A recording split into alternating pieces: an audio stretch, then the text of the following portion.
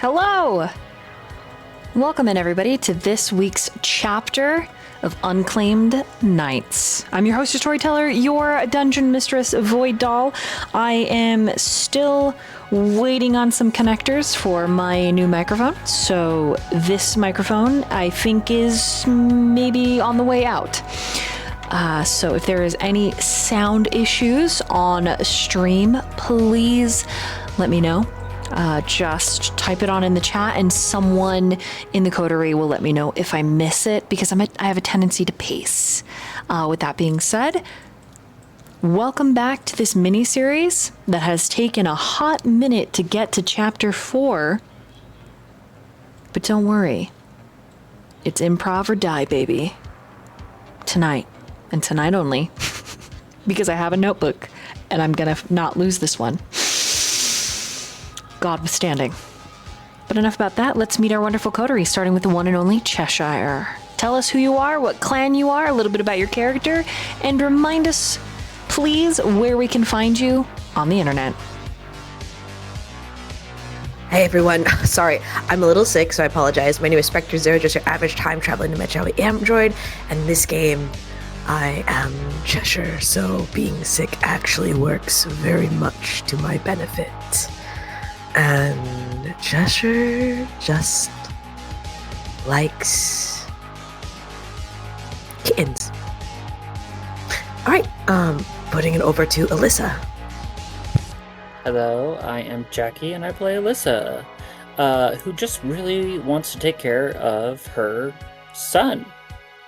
And, maybe make some friends along the way. That would be great too. Go ahead and pass it over to Luke. Hi, I'm Luke, Anime Memes on the Internet, and I'm playing Detective Butch Holiday. I'm a private eye, and got a job, and I'll pass it on to the one and only Chronothan. Hi everyone, I'm Chronothan. I am playing Vincent, our resident La Sombra, and he has a bit to prove. And with that, I will pass it over to the lovely Striker Sly. It's me, Striker Sly, your intergalactic spice trading fox, and I trade spices for information. The rest, well, that's just classified, like the archives of Willamay. Deep into the darkness peering, I never stopped. I learned, as Homer taught, that nothing is weaker than man, except perhaps truth. And still Dunn insists no soul stands alone. Perhaps he never meant me. My name is Willamay Hargrove, and I keep the things that our prince fears to name.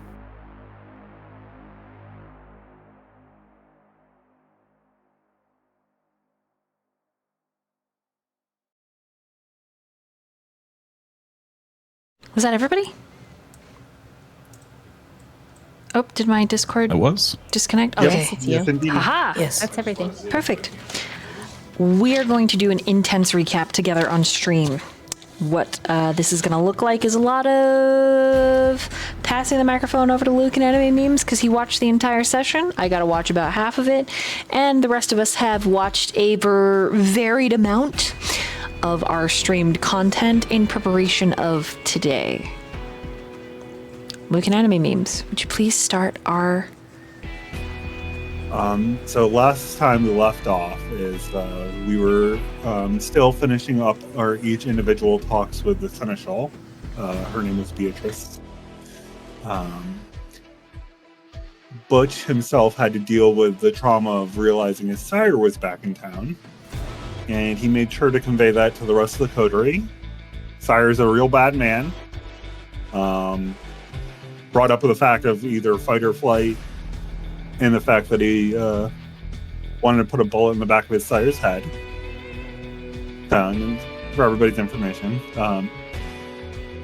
there was lots of talks trying to figure out everybody, getting to know each other. And then after the long talks, we had a nice car ride. There was learning some jokes and some fun, and then we got to the estate, which was unliving but living and very spooky, scary, some magical stuff going on, some mention of changelings.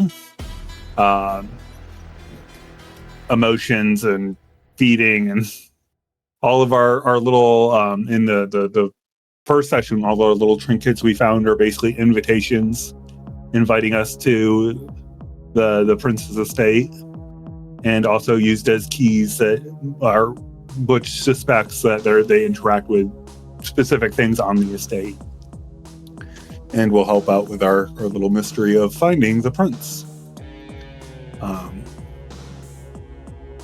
And yeah, we're left off just getting into the estate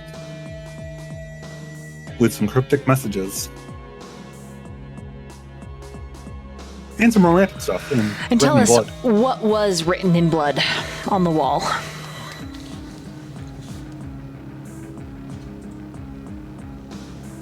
And that's what I got for recap. Oh, I forgot. I'm on a 2-microphone thing, so you guys can't hear me like stream can, but you should be able to hear me now. What was written in blood on the wall? I just wrote it down. I can read it if you want. Sure. Yes, please. Above the clock, written in blood, it said, "And in her smile, I see something more beautiful. I try not to look at her as if she was the sun, yet I see her as if she were the sun. Whatever our souls are made of, they are the same." And how fresh was this blood? Does anyone remember? Do not know if anyone went to scrape it off and touch it, because I think that's where we left off. Right, okay. guys? Yeah. Okay. And I will give a inspiration, a storyteller willpower, if you will, to anyone that can remember the rough description of this grand foyer, this room. I can. Let's see. Wasn't it like a big room with like these Vaulted staircases? ceilings. Vaulted ceilings. Soldier at the gate. The smell of roses is cloying. The smell of Was it- stale blood. Wasn't it And, like an opening maw? Yes. The design is geometric, celestial, deep blues, pale silver cosmos, rows of wings and eyes. Architecture is meticulous, not a trace of dust, but the smell of it. It is the smell of opening a very old book with beautiful words inked across its face. And at the top of this huge arched stairway, an old grandfather clock looms. There are no paintings. The clock itself is a tall vaulted ceiling. I don't know what that means, but the pendulum has slowed and stopped. Phases of the moon, but the pendulum is missing. A dark wood. There is no knob. Adorned around this dark wood are candles, particular points, and 6 candles are missing. Inside, it feels like harmony preserved to a feeling. It is a whisper without a shout. Yes, that is what I have written. So on top of the grandfather clock, there are candles, like a candelabra, like places for them, like tea lights to be set, and they're missing. Yes. Okay, good. Yes. Okay. Fun. And I have highlighted soldier at the gate. I have highlighted that. I don't know why, but it's there. Twice. Sounds like it's important. Yeah, I mean, and then I wrote... That is how this home was described. Now, there's something very specific about this home. Again, another storyteller willpower for anyone who can remember what is unique about this ancient estate. Are there paintings missing? There are no paintings in this house. There was candles lit that had silver flame. That was something. Yes, not red flame, but silver. The decorations on the doorknobs, they skitter. Murphy, The thank you so front much. door opens with the ringing of a bell. Hold on. Let me see. There's something in particular about this estate. Roses and blood inside Isn't the it, like, estate as we cross alive? the fence. There it is. Closes with a click. It is both. What? It is alive. Yes, that's what it is. Yes, it is alive. And The Sorry, pulse. There is a pulse that is cold and calculative. Feels so bad. She's like actually going into good details, Yes. and I'm just like, it's alive. Yeah, that's what I So thought. sorry. Sorry, guys. That I was was not just in the original reading. thing. Okay, so Sly, to be fair, Sly did already get a storyteller willpower for the excellent recap of the clock and the writing on the wall. So Luke, you'll also get one, and Spec, you will also get a storyteller willpower, which is a reroll of your entire dice pool or any number of dice, including your hunger dice, which is a bit of a significant thing. Going into another little bit of detail, could you please let chat know what item it is that each of your characters have? Popcorn it around, starting with Butch. I have a fancy key. Popcorning it to Willamette. Oh shit, what do I have? I wrote it down and now I forget. Guys, I went over this last time. I made a list. Pass it to Chronothan first, because I don't remember. I'll pass it to Chronothan first. I too have a list, but I don't know where it went. I believe I have the candlestick. Or not the candlestick, the candle holder.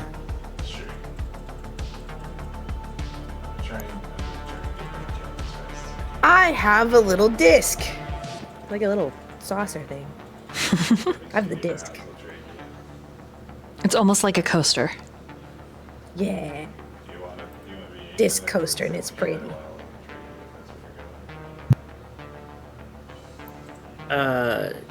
Elyssa has shears. Yes. The sewing kind. So they're quite thick. Then I think I'm the... Who had the bell? Was that me? Oh, yeah, you're the bell. I had the Yeah. bell. Oh, I think I said that like not even like 5 seconds ago. And the bell. It's okay.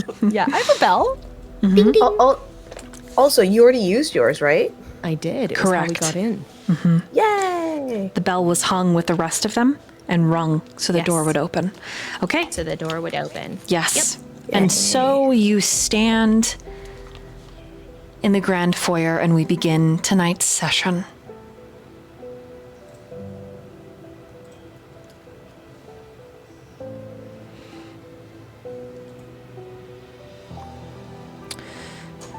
This room is incredible. That's the best way to describe it. It has both the sense of nostalgia and raw, alien, strange, almost liminal space. Like these two feelings are colliding, but instead of clashing, they are melding. They are give and they are pull. This antechamber that leads, the stair that leads up to the grandfather clock is massive. And on the balcony, in red, beautiful blooming rose red, thick plush carpet, there are 3 doors on either side of the grandfather clock.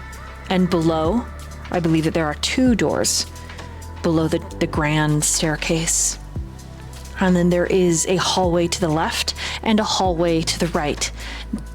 The carpet cuts off, tapering to a high sheened, glossy black marble that from your position you can see celestial markings, filigree, like the nighttime star glittering faintly. Cracks and flecks in the marble, the floor, the walls, the ceiling, all of it, like a tunnel of starlight. What would the coterie like to do as you step further into this rose-scented room and you feel the house exhale?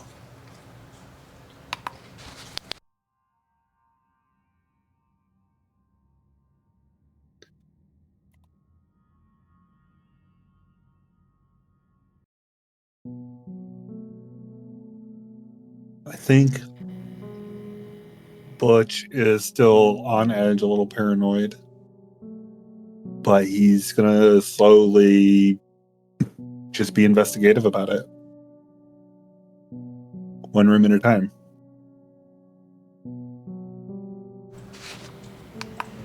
Okay.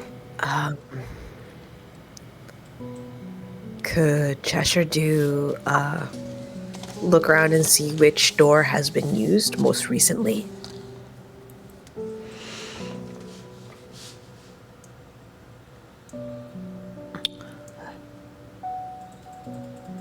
You can. So you want to walk to each doors. Where do you start first? Yeah. Bottom left, bottom right, or top left, I'm going to top say right? bottom left. Bottom left. Okay, so Yes. as you step across the carpeted marble that's in the foyer area, because the carpet does start on the stairs and go up into the balcony, you can't help but be impressed and maybe a bit curious. The Abysm rug is so thick. It's like stepping on a cloud. And that's not something Cheshire is used to at all. I'd like you to roll a wits and investigation. That can't be a wits and awareness. All right. Yay! I get wits and investigation. Okay, I do get 3 dice for that. That's it. 2 successes. There's no dust in this home, though it tastes like there should be. You can't tell in investigating the door when this was used.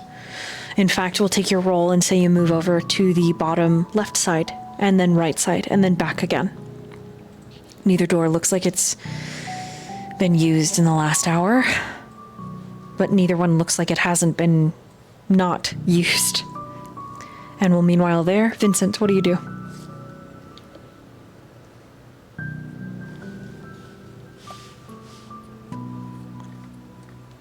Vincent would actually probably take out his candle holder and go and try and compare the patterns to the sconces or any other candle holders he could find.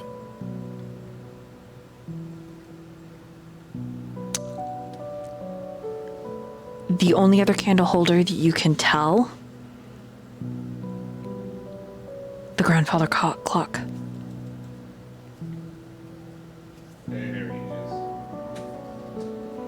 I would like you to roll a wits and intelligence as you approach it.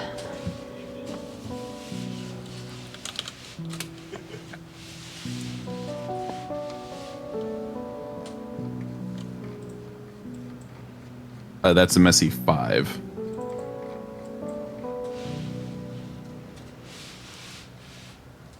It looks like it matches. However, the candle, we can call it a candelabra at this point, that is attached to the grandfather clock is different. It doesn't have a base. It doesn't have the same mechanism that handle, right? This loop, the loop and the swirl. But thickness and depth of candle should fit the same in your holder and the grandfather clock. That is undeniable. They are of the same kiln, one could say.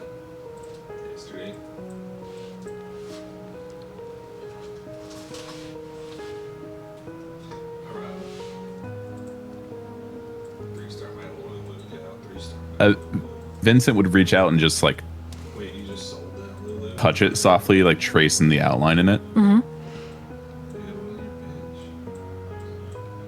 The same. I'd like you to roll intelligence and occult.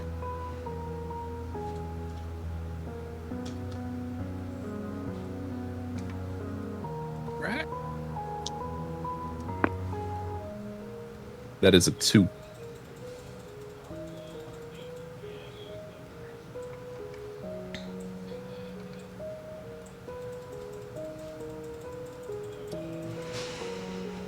Okay, we'll get back to that. We're gonna meanwhile over to Willamay.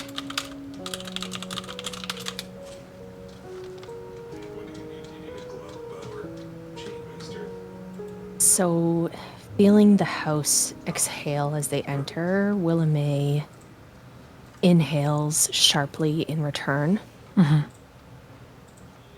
The scent is unmistakable. It is freshly cracked binding of a book. Decades of silence in that first breath when you open the pages, and there's no dust, no particulates, no age, no residue, and everything is wrong. Wrong enough to make her more still than usual. She's already statuesque, but she knows that books breathe, that they release their memories, and this house does so with purpose, and it makes her uneasy. And you just hear her, "A house without dust is a lie. Something here has been rewritten or unwritten." And she's wondering if she can send, are there any spaces under the door, or is it right to the floor? The front door? The front, no, the doors that are like in front of her, like underneath the staircase and above, like are there spaces around the tops and the bottoms? No. There is not. They're perfectly synced. Okay. However, there are old keyholes in the first two that so the ones that Cheshire looked at, she can see those. The ones up above, they're a bit out of her. She would actually have to go up the stairs and investigate, but the two, they have old keyholes. So what I would like to do, and I'll just tell you that she wants to, like, around her she has, there's a glasswing butterfly, there's her lunar moth, her death head hawk moth. She's got all these little insects and butterflies and moths around her. And she wants to send them all to each of the doors to report back what she sees. So she knows that the glass wings, thin as breath, near invisible, they can slip silently into the smallest of places and tell her what they see. And because their wings make no sound, she's not worried about them. But she just hears their own whispers. That's what she wants to do. So she's going to send her glass wing to the left or the right? She's going to send them... Oh, that's a good question. I think she'll probably look to the people in the party and be like, "I can send my moths to scout ahead. They see what light ignores. Does anyone know where they should go?"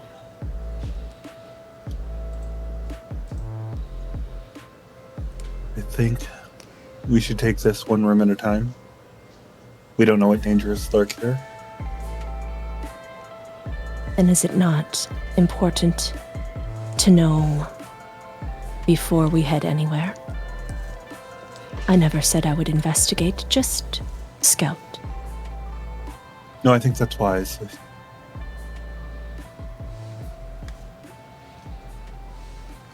Then can she send like a few in both directions, or does she have to choose one direction? You have to choose one first.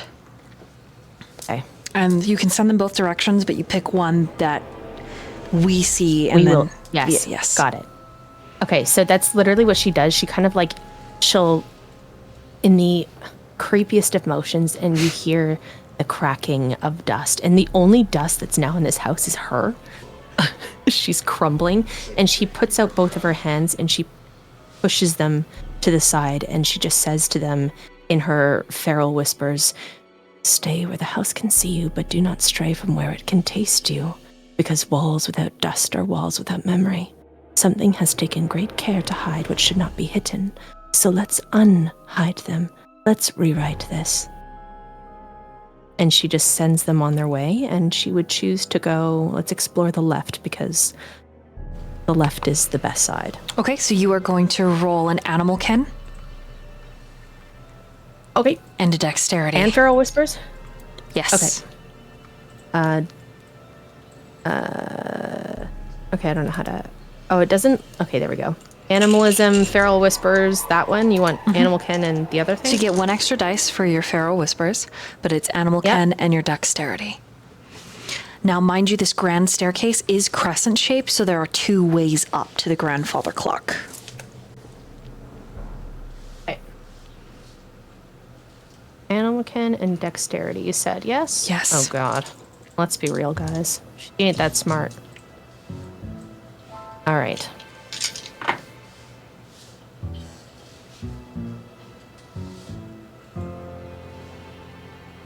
That's 3 successes. Okay, hold on to that. And we're gonna meanwhile over to Elyssa. I need you to roll a wits and awareness, please. Will do. It's awareness. 1, 2, 3, 4, 5. There's 2 other York players. That's also great. Well, you know, I got 2.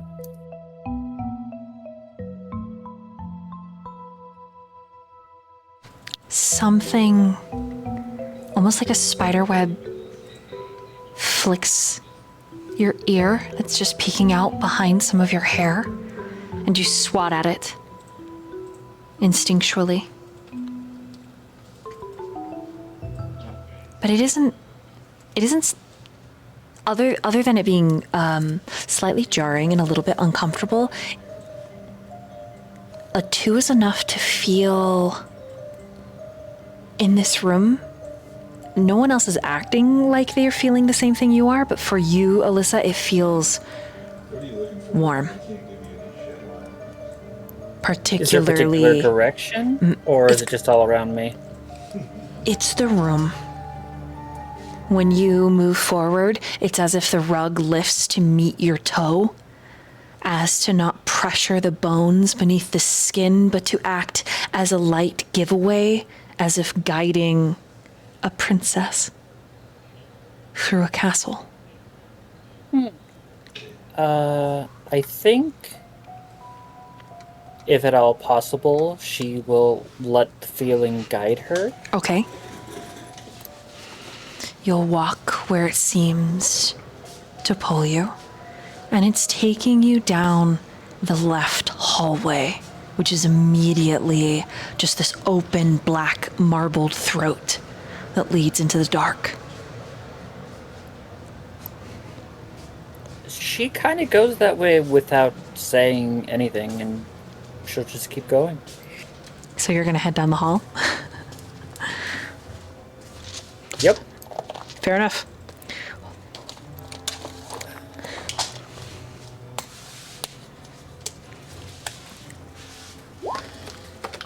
Meanwhile, back up to the grandfather clock with your...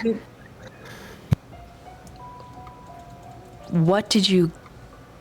Remind me what you got on that roll. Also forgive me if you hear me opening dice. A 2. Okay. With your occult roll? Mm-hmm. Okay.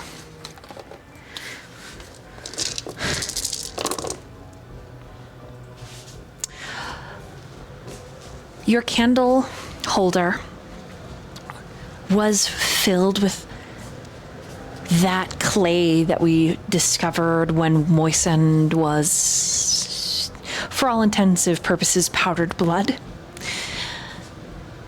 But once that was washed away, once that was moved away, and even if it was only rubbed off in one section, it displayed these patterns. And you notice that the patterns on your candle holder are the very same on this set of 6. Almost like votive candle holder, large on the grandfather clock, like a crown. And they're in the same exact patterns all the way through.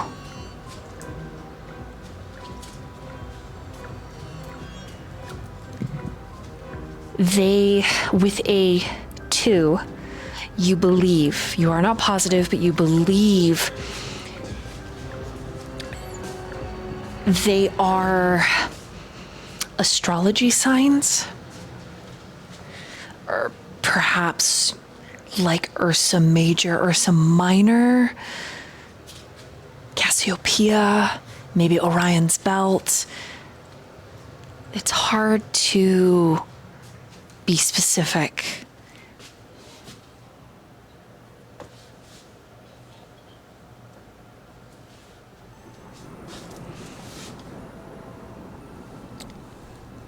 Meanwhile, Butch, I need to know very specifically when you search one room at a time, what does that look like? Or, because immediately to your left and your right are these hallways. So are you the detective that you are is what I'm asking. Are you take in the whole scene and then decide? Because if so, I know what I'm going to have you roll. If not, then I want to know how you imagine it happening in this grand room. I think it's very much I step back, I examine I look at the whole room as it is.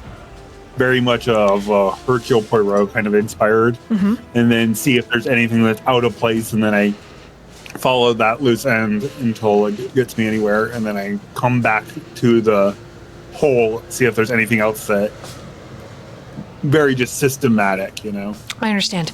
Okay, so you do step back and kind of do the Sherlock thing.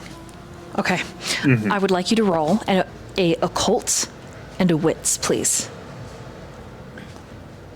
Not the occult. I don't do the spooky stuff. I just do the normal investigative stuff. Okay, I rolled good though. 4 sucks. Okay, you are aware that Elyssa is moving down the hallway. You're aware that the house itself seems to be exhaling and pulling her along. You are aware that Vincent is making some kind of important discovery up comparing the candle holders. You know that Willa May is very likely to uncover something. Cheshire is standing before was it the left door that you started on? Because you went 1 and then 2 and then back. So Cheshire standing at the left door, the little glass moth-headed left as well. You know that something significant is going to happen there, especially because of the way that Cheshire is sniffing the air. So you get to choose which of those 3 you react to.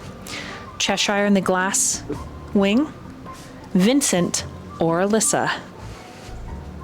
So seeing Elyssa splitting off on her own, that's the red alarm signal in his head, and he's like, I gotta make sure nothing bad happens to that young child.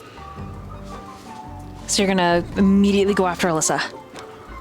Yep, and I'm gonna let everybody know as I'm leaving. Alyssa's splitting off. I need to follow her, make sure nothing happens. Okay, fair enough. So everybody is informed that Alyssa's stepping away, but Butch is headed after her, and he's probably, other than Willa, the eldest of you. With that being said, what would the coterie like me to describe first? Where do you want to see? Where do you want to go? What I haven't gone into depths with is Cheshire with the glass wing, what's going to happen at that door, and then where Elyssa is headed to down that dark hallway that is likened to a throat. What would you like to see? I kind of want to follow that thought of the dark hallway. Okay, 1 for dark hallway. I kind of want to see what Cheshire is getting into. Okay, 1 for Cheshire.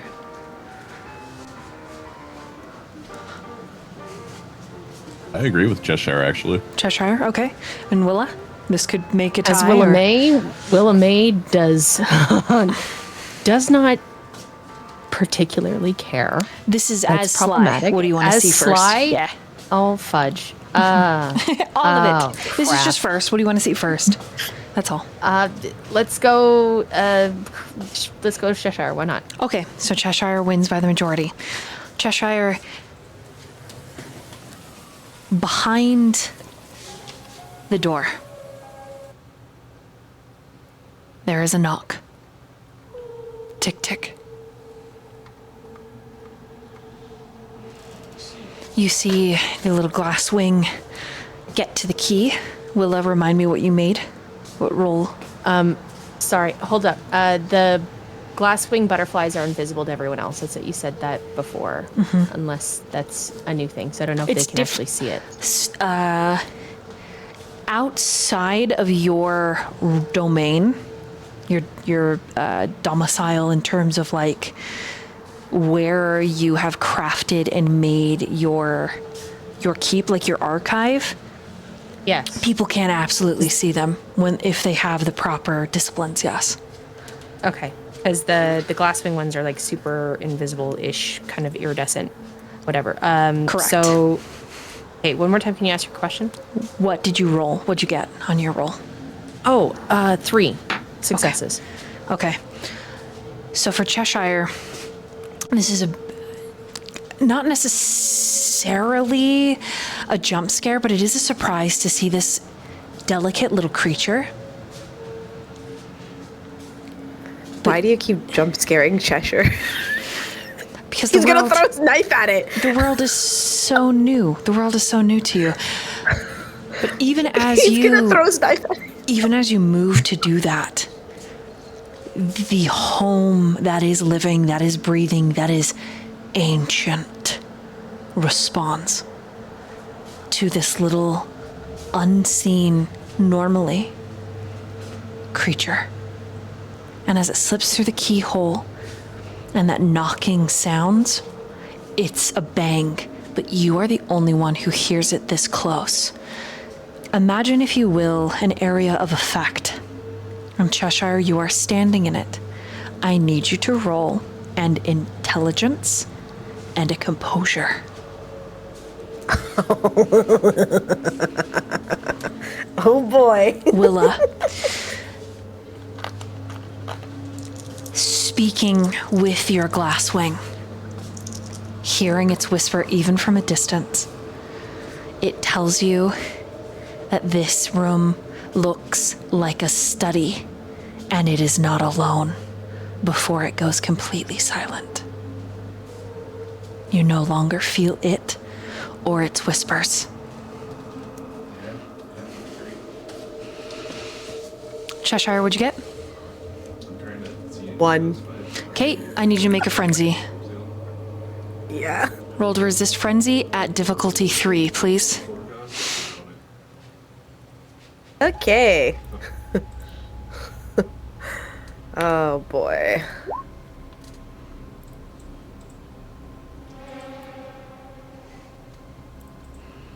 Kate, your frenzy failed. What would you like to do? Would you like to ride the wave and you describe what Cheshire does to meet the essence, the aptitude, the zenith of his frenzy, or would you like me to? I would like to ride the wave, if that's okay. That is perfectly acceptable. To describe what you feel, I would like the player to imagine something that is pre-antediluvian. Oh my god. Go ahead and react to that as your character. Can I use a discipline in that reaction? Yes. No, because you're frenzying. Okay. Then what Cheshire's gonna do, because technically Vincent is in charge of him, he's gonna pick up Vincent and run out the door, out the house. So you'll rush up the stairs to grab Vincent. Okay, so you are going to strength and brawl. Okay. Can I change that into a dex? Because I'm trying to go as fast as I can. You could dex and brawl, but either way you're brawling. Vincent, if you would like to dodge, you can roll I'll allow a dex and brawl or a strength and brawl to physically push him off of you. Yeah, Cheshire, it's like, this is my charge, this is my master, I must protect master. Cheshire's a very simple creature. Oh no, I rolled really well. Okay, are you good? Alright, what's your roll? He'll be in my shop next, so. What do I need to roll again? I'm sorry. If you are trying to dodge him, it will be a dexterity and brawl. If you are trying to grab him and push him off of you, it is a strength and brawl. Depends on what you would like to do.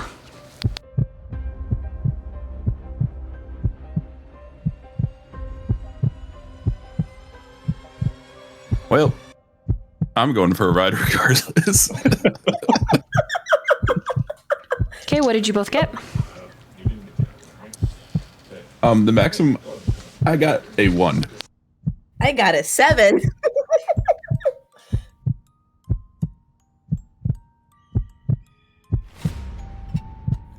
Yep.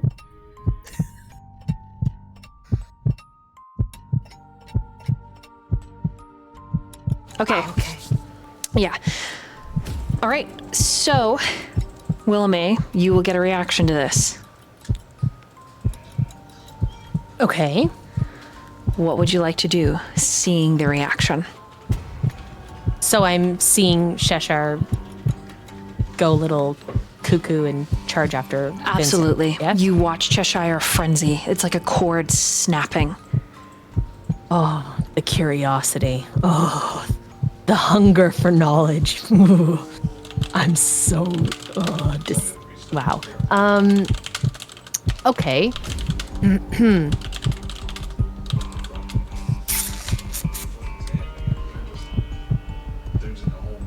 Pause. Let me think.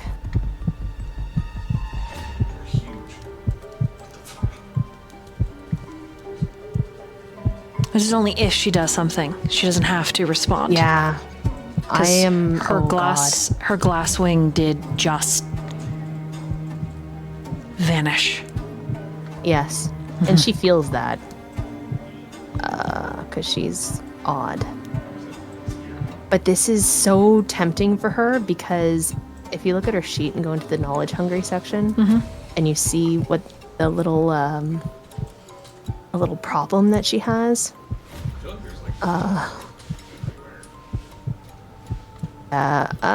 Okay. Could I possibly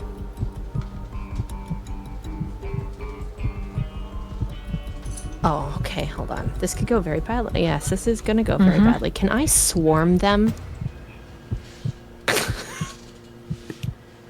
Just to confuse Cheshire and where everything is? And then sneak up behind them and, you know, silent strike? Like in her feeding method? Confusion, then like a cobra.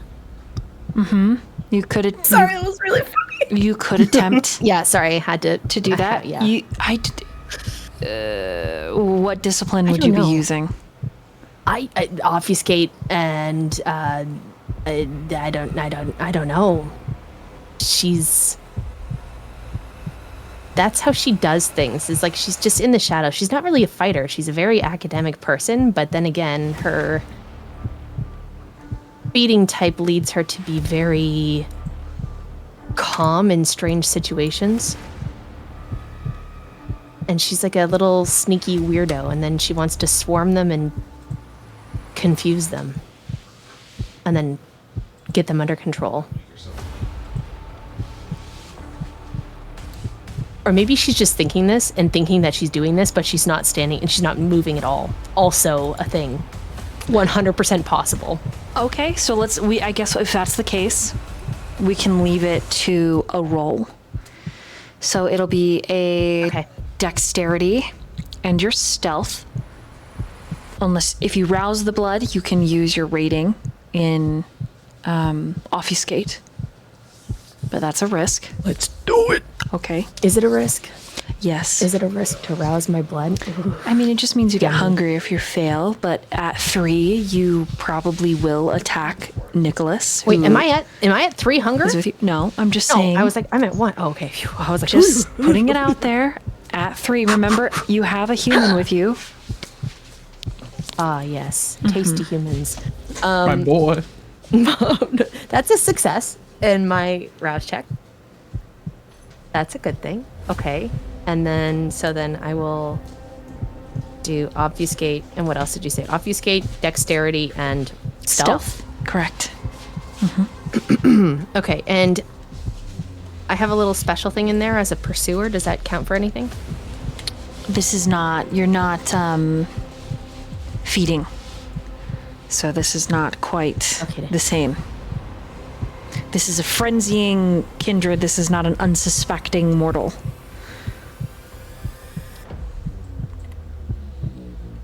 Okie dokie. Can I use my storyteller willpower? Because I feel like it. You sure can. Okay. Oh, I don't want to lose 2 dice. Oh, shit. Oh, shit. I love storyteller. Storyteller rerolls are so nice. 4, 5, 6, 7, 8, 9 successes.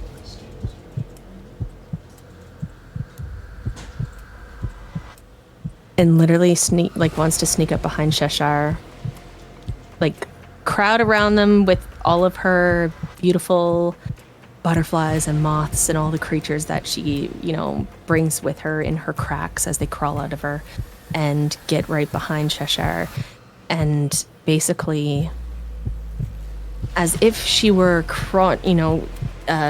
bringing forth the Masters of War from her books. Okay. Command them to step down.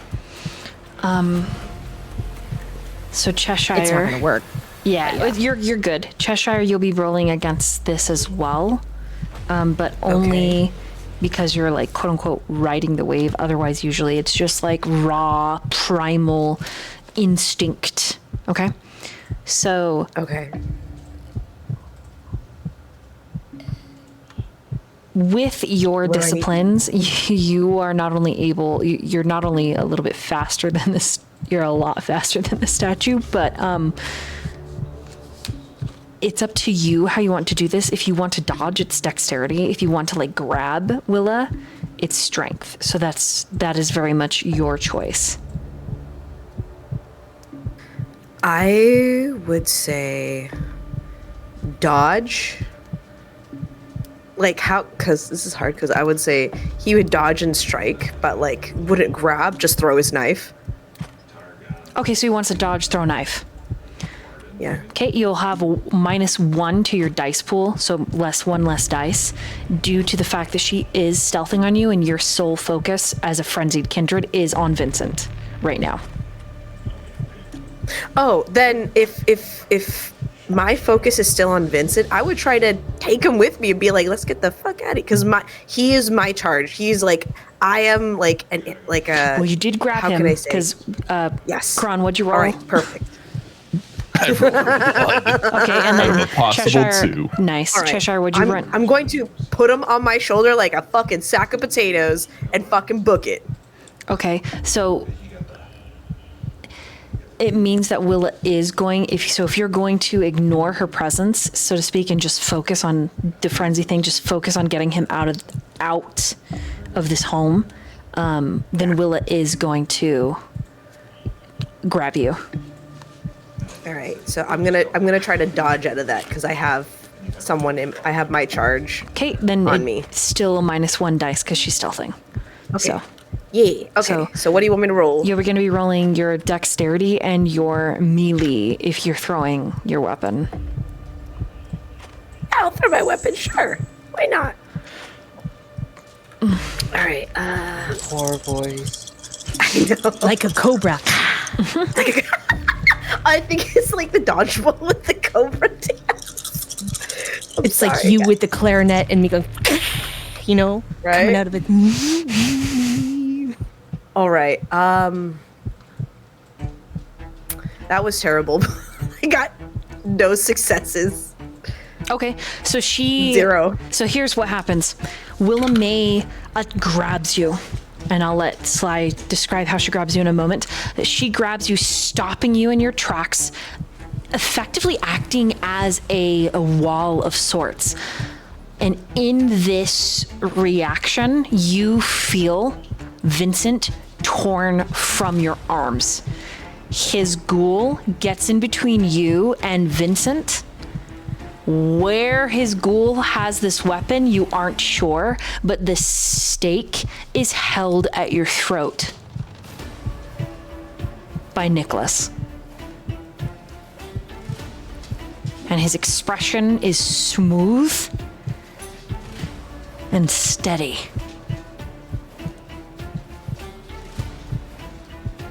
Willamay, what does it look like when you stop and your insects swarm them?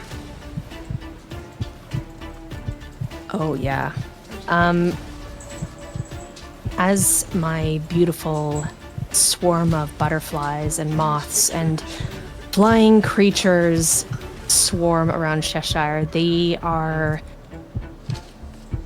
gentle And almost as if they're brushing against your skin, touching it and memorizing it, Cheshire, that it feels so uncomfortable. It is a strange thing, and they kind of disappear and reappear behind you. And her hands settle onto your shoulders. They're not clawing, they're not restraining, they are grounding, they are rooting. And her touch is cold as stone left out in winter. It is carved marble, and it is calm, but her fingers are long and gnarled and elegant in all their wrongness, and they are bracing the sides of your trembling frame. And you can see that the cracks in her start to widen with the strain, and it is red and seeping like ink from a spilt quill. But her grip doesn't loosen. She holds you the way that a statue carries a forgotten prayer. And her moths and her butterflies gather around her, and as you still, they almost fold back into her cracks. And then some of them, a single owl butterfly perches on your collar. Its great eye spots watching you. The lunar moths drift like pale ghosts around your head, and they are a soothing force. And you just hear her. Stop now. I have you. The page is not yet done with you. And even if you push against her, she doesn't budge. She is a monolith. A cracked angel in a cathedral of shadows. She is holding on to your chaos with a quiet authority of someone who has held dying children and burning buildings and the weight of memory for nearly a century. And then her cheek is right close to yours. And she whispers nothing more. And it is so soft. Breathe. Breathe, little one, and let the frenzy pass. You're not alone. You are not alone. Because you chose to ride the wave, you get to decide, Spectre, does this give Cheshire another shot at resist frenzy? Mind you, Nicholas is holding a stake to his throat. Yeah, Willa May is watching him with like her dead eyes, just heads up. I would say, first of all, Cheshire is not like trembling, you would say, but I would venture he is like a wild animal that has been cornered. And with Nicholas at his throat, he's gonna keep on riding. That is like, if it was just Willa May, that would be fine, but because he still perceives there's a threat, he is absolutely gonna keep frenzying until there is no perceived threat within the vicinity. That's Cheshire's a wild animal. He would thrash about, and I think he would use his speed to grab Nicholas. Okay, in the frenzy, And there's no disciplines, but you do get an extra 2 dice bonus to physical things. So you'll be rolling a brawl and dexterity plus 2 dice. And you're tackling Nicholas and pulling away from Willa May, which means this roll, it has to beat Willa May, and Willa May will be rolling a strength and brawl plus her. I think he would try to rip out like Nicholas's arm because he's like, stake bad, don't hurt Vincent, he's my charge. Like he's like a protection dog. He is like, always sees is like these things that are trying to get to the thing he has to obey. Fair enough. So Okay. he's gonna try to rip out Nicholas's arm. I'm so sorry, Nicholas. I love you. You're so sweet. This could be very bad very quickly. I'm so sorry. This could be the end of the game. Right here. know, Because if very you bad kill man. this man, because ripping his arm off will kill him, you'll have someone You else. kill him, and you're gonna die. I'm like, wow. This this could be so bad. I'm so sorry, guys. Okay, so that's gonna be a dexterity and what? So your dexterity and your brawl. +2. Okay. +2. Got it. Oh, and Void, could you check your DM?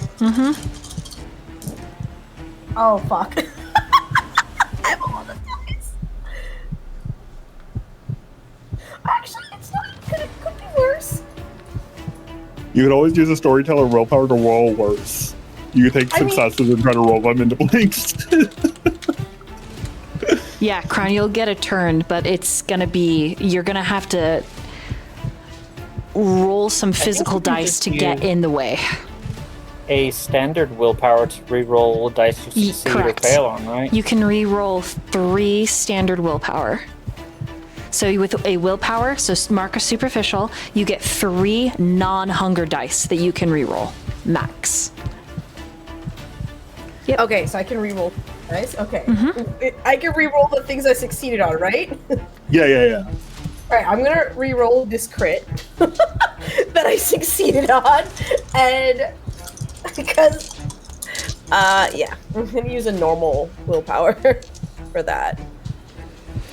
Yeah. Yeah, let's re-roll that crit, shall we, chat? And what are the successes? Okay, that's not bad. Still, but no crit, so that's good. That's good. This is good. Okay, this is much better. Metagaming at its finest, using a superficial damage on your willpower to re-roll a critical. I mean, I don't want to succeed. I could. Okay, I will let. How about this? If I go with the, can we put it to a dice roll? Because I don't mind either or outcome. It is up to you, chat. And it's up to the coterie. Do you want me to do a poll yeah. in chat on whether you keep your critical or not? Yeah, let's do my it. god. Let's Okay. Let's do the critical or not. Are you 'Cause gonna it's a kill lot of him? good dice. Does he die? Oh my god! But it makes it more exciting. Chat's part of the. You're part of the experience now, chat. Now you're also will be guilty. I'm gonna dump so many channel points into no crit. All right, there you go. The poll has started. While that poll is going, I have to use the bathroom. Please entertain chat. Oh, perfect. Oh my god, if you kill Nicholas, I am You'll gonna be be so so mad. pissed. I will be pissed.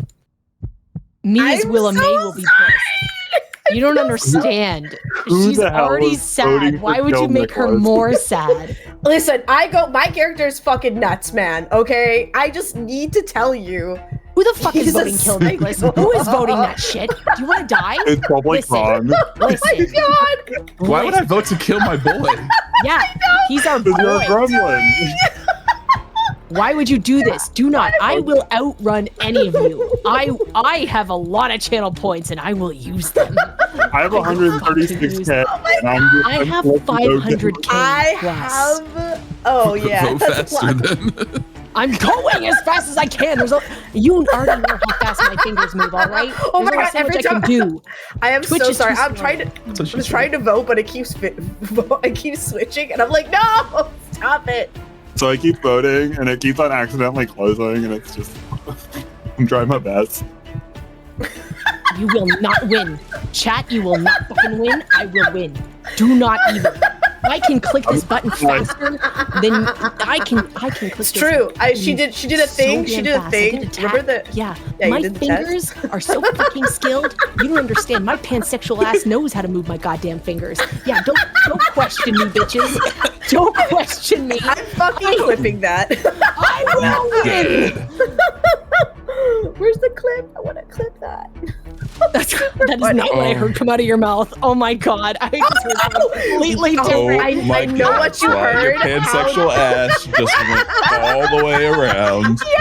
Oh my fucking god. You're just like, oh, I know what those fingers can do or something like that. Bitches! Ah! Winner. chicken dinner. That's right. Oh. You put in 177.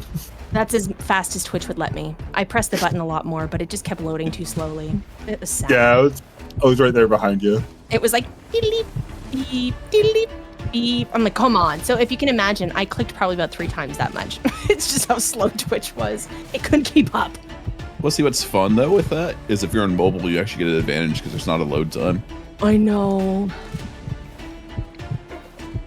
Yay, Twitch. So many stress-free polls recently. Listen. I am ready to I commit. Like I commit to my character. So if Cheshire was like Yeah, so like I that was like, first session where you just randomly killed the guy and we're like, what the fuck? All of us are Listen, like, what the After he was having the worst day ever, he found out his girlfriend wife was cheating on Okay. him from me. Correct, he did, yes. Okay. I have the rules. Okay, so frenzying. You can use celerity, fortitude, and potence. Yes, it is actually. Shit.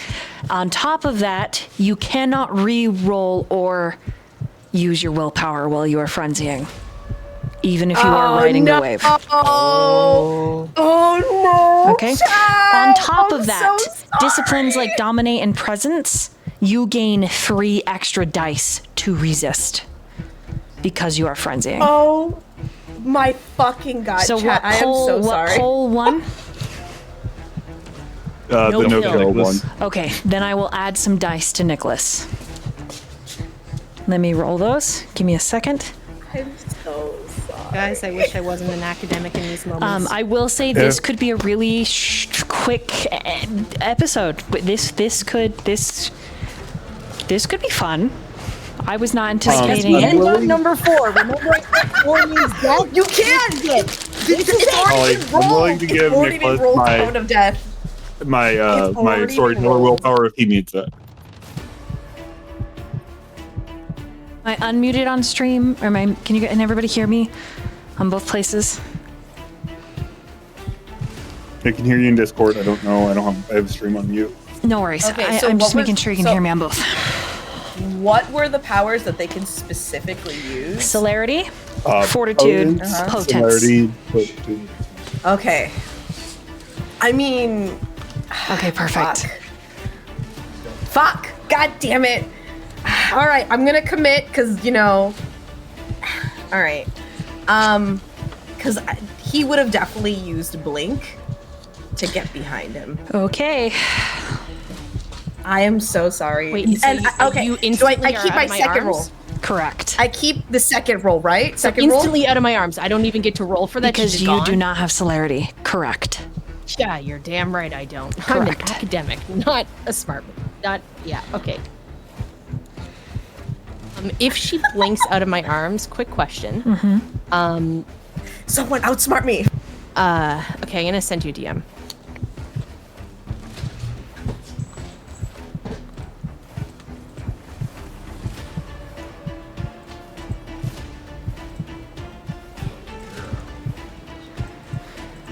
Stress.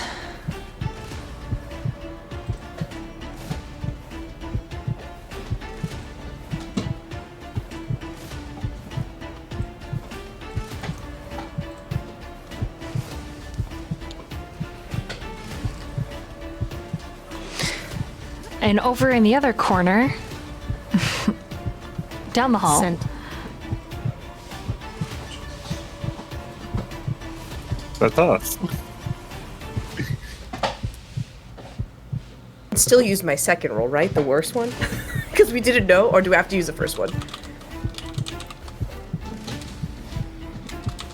I do have a question on that though. Because Blink is still affected by terrain and stuff. It's not like Misty Step. correct. So would he still have to break out of the restraint to Blink? That's what I was asking. Yes, but there's no way to defend from it. So whatever he rolled, Willamay will end up taking superficial damage. Which is gonna happen regardless. Correct. Because there's just no, Yeah. she's just not fast enough. So it technically counts as a surprise. because she's just not fast enough to catch him or to even be aware that he's moving. So there's no roll. It's just like, boom, surprise, your arms fall off. You're made of porcelain. You know? Yeah, thanks a lot for that, by the way, Cheshire. Thank you. But so the much. beauty of it is, because it's superficial damage, Willa can mend that, right? So. I mean, yeah, just crack open my skin a little bit more. No problem. Yeah. No worries. So it acts. It's. If I she didn't had realize you were playing the celerity, villain in this scenario. if she had celerity, it would be a little bit different. I would rule it a little different. As it is, okay, Vincent, it is now your turn. What would you like to try to do?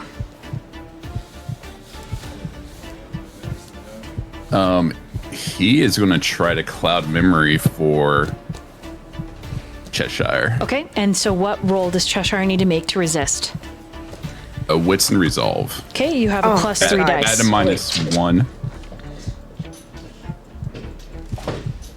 Why is it at a minus with 1? resolve, -1, yes. And then I get, but I also Streamloots. get. So it's a minus. How come I didn't hear Streamloots? With some It resolve. went off before when we were talking. Why was it poopy? Crone just played it. Crone played this card, minus dice. Okay, so I'll play one for myself. it'll only Okay, be -1 dice. a plus 2 dice because you have resistance. You are frenzying, so you have 2 extra dice to this pool. Okay. Ooh, and Kron gets 1 extra dice to their attribute. Good job. Well done. Okay. Hell yeah, good work. Yeah, please. I'm like, I cannot. This is a freight train. All right, so wits and resolve, and then I +2, but then I -1 dice. Okay. But you get +3, so it's only +2.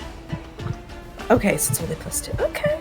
Does Kron get another +1 because it's like that's Cheshire's boy? Oh my god. No, And I'm going with the second roll, or the first roll, because the second roll is lower. you're going with the first first roll because you Damn it. cannot Okay. use willpower. Sorry. It's okay. Okay. All right. Sorry. When you play characters that are volatile, oh my god. So what'd you get on your roll? All right, for the first roll, I got an 8. Okay.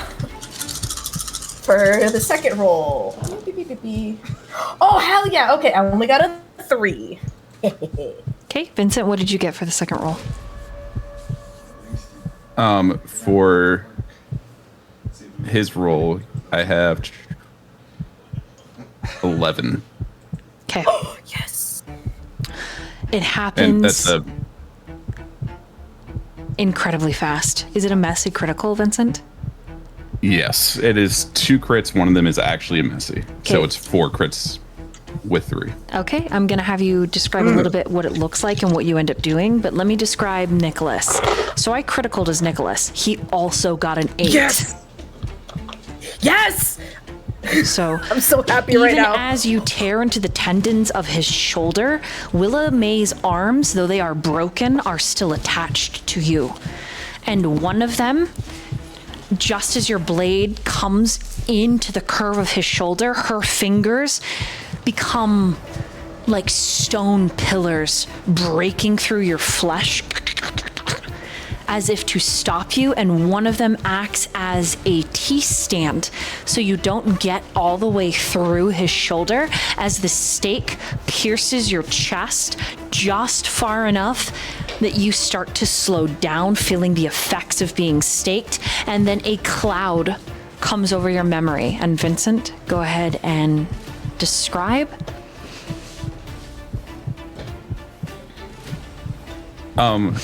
What everybody else would hear is Vincent just down, boy, forget, and then snap.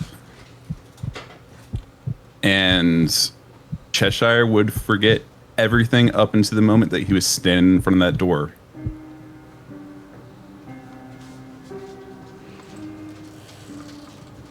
Cheshire would just completely collapse onto their knees and a blank stare, just looking at the floor. Willa May, you take 4 points of superficial damage.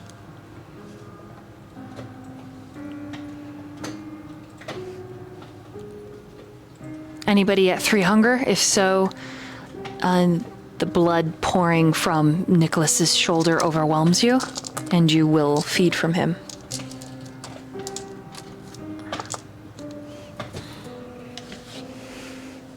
No one in the Three Kindred with him are not? Nope. Okay. I'm dry as a crusty page. Sorry, guys. You're amazing, Sly. We love you. Oh my god, that was so good. Oh my god. Cheshire would just stand up and be like, just stand on one knee in front of Vincent. What would you have me do? And I'm sorry. Just seeing all the blood everywhere, and stab their hand and hurt themselves. He has no idea where the blood has come from, though. He no longer remembers. But it's always his fault. Doesn't matter where it comes from. I see. He thinks that Vincent is hurt, probably, or like it's his fault. He's gotten this house. Like he's the dog that's been whipped. It's his fault. And he stabs his hand and he's like, what happened?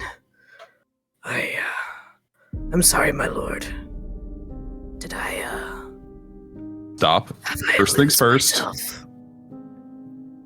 Yes, but first things first, put that knife to better use, cut up your jacket, and help him bandage. You say that, but Nicholas has pulled the knife as far out as he can, which is kind of stupid to do. And he has moved in front of Willa, where she has partially bent. And he is looking at you in panic and fear. His one arm that's working is out before him, his eyes bouncing over your form, and the fact that your hands still gripped like gargoyle claws to Cheshire's arm. What can I do? What can I do? How do I fix this? She's breaking. He broke her. And we're gonna meanwhile there, because Nicholas is getting really mad. Unless there's any description, Sly, you would like to add for Willa May. Yes.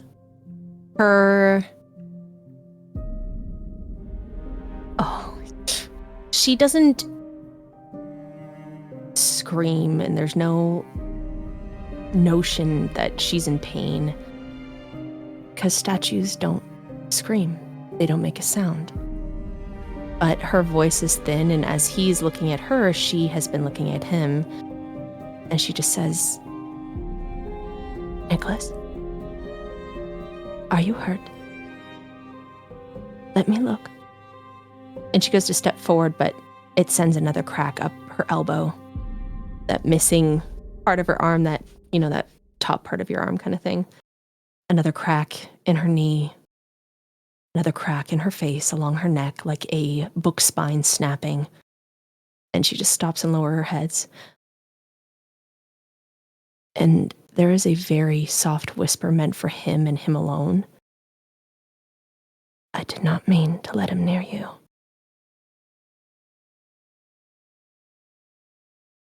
I'm sorry. And then her tongue fractures in her mouth, because she has not apologized to anyone in decades. It's like she's trying to reach for him, but she can't.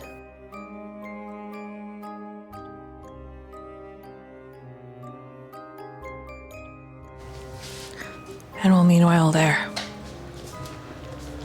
Elyssa, you are guided, as if by the hand, to this beautiful ballroom.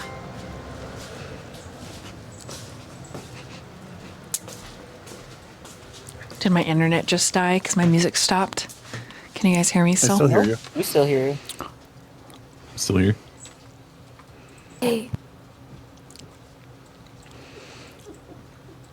make sure that... Okay, great. Perfect. Okay. This ballroom features candelabras, a huge fireplace, and in the center of it all, set almost like a courtyard, a fountain. Beyond the fountain, actually underfoot, the marble gives way to tiny tiles. And these tiles form this beautiful mosaic all the way up to the lip of the fountain. And the moment you step in the room, the candles light. Slow. It isn't a blaze, it's a tiny flicker. I need you to roll to resist frenzy, difficulty 1. Okie dokie, let's roll that. Be funny if I failed.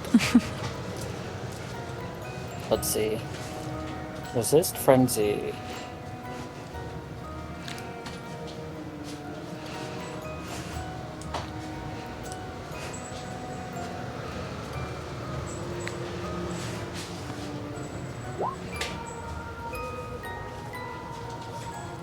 Did you succeed? Did indeed. Okay.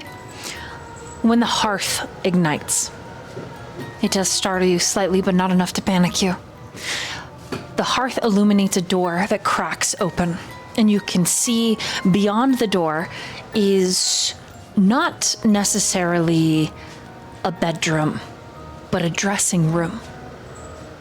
Gowns, coats, frocks, hats.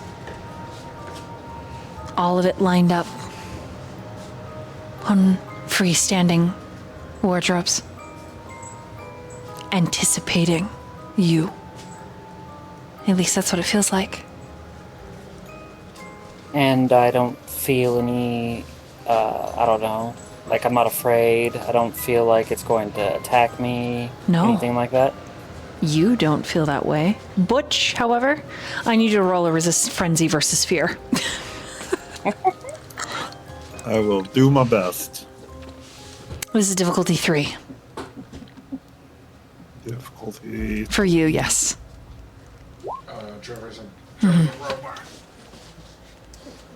I got 6. Okay. This room, you know that you are not alone. The Malkavian in you senses the other presence. You can feel it pushing at your gray matter as if a giant fist hitting you in the forehead. Not difficult, not a punch, but like you walk into an invisible wall, and that wall is actually a fist that is trying to drive you away, like you're a little sibling interfering on a date. You are unwelcome, and it is clear that you are unwelcome by whatever entity is in the ballroom with you. Upon closer inspection, I will give this to you. The floor is done in a pattern, and the pattern is the phases of the moon. And each phase is surrounded by a particular set of stars. Those of Cassiopeia, Ursa Major, Ursa Minor, and etc. The fountain does sputter to life with a deep red liquid. When the candles light for you, Butch, it is a flare of warning. And Elyssa appears an expression to almost be in a daze. However, it is clear to you, discerning, that she's in control of her facilities. The two of you are just experiencing different things in your environment, which means, by deduction, Butch, whatever you are dealing with that is other is ancient. Because it can specify whom in its domain experiences what. What do the both of you do? Starting with Elyssa. Well, it doesn't seem like a bad thing. I'm gonna go towards it. And just kind of like, almost cooingly, just say, "Hey, are you calling me?" The door opens wider. Oh. Yep, and she'll walk in. No, why you do that? Why you keep doing this? Okay, for like, I guess the audience and everyone else here, she may be a kindred, but she's barely had any interaction with kindred. Yeah, that's... I know you... So she's like, oh, well, maybe it's a friend, or, it's actually more like probably it might be a lost child, is kind of her thought process. Yeah. Right? Yeah.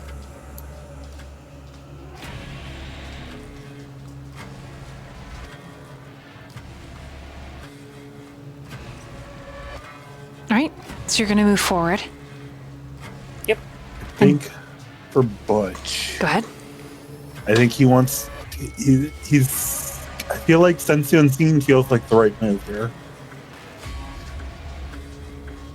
There's an unseen force, and he's too paranoid not to look. You're going to look. Try to look with Sense the Unseen. Okay. You see it. Roll Resist Frenzy at difficulty 6. That's right. That's not good. It's gonna be bad. It's gonna be bad. Oh. What'd you get? I got 4. Is there? Nah, I follow this fail. This is fine. Okay. Do you try to ride the wave? I'm gonna try to, yeah. You are absolutely panicked. You have to get away from this thing at all costs. Now, whatever that looks like to Butch, whether that is simply stepping out of the room, whether that is going to the rest of the coterie, whether that is closing his eyes, I would like you to think about it and consider. Because what he sees is indescribable. What he sees is the blood of the earth, the salt of the dead. It is the ashes of an empire, and it is waiting. It is waiting for its return, its revival, its resurrection. It is not if, it is simply a when.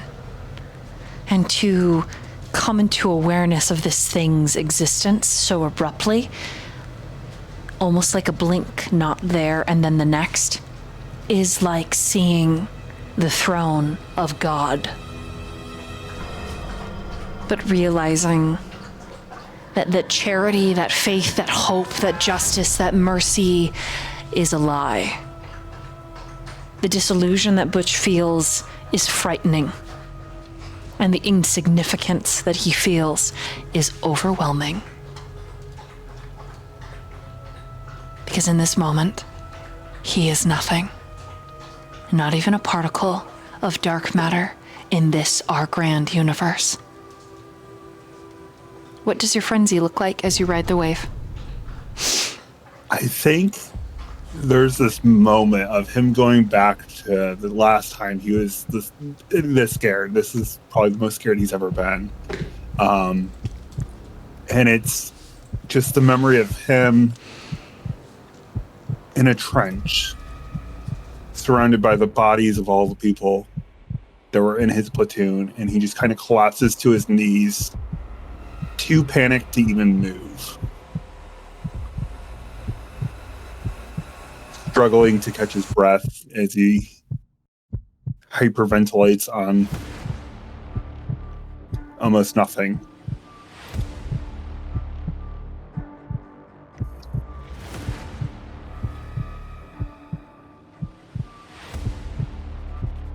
And he just holds as still as possible, hoping whatever is looking at him just doesn't see him.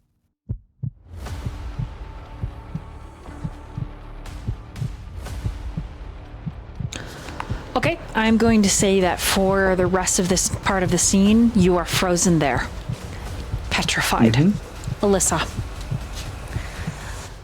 The wardrobe is beautiful. This resting room is stunning. The clothes inside are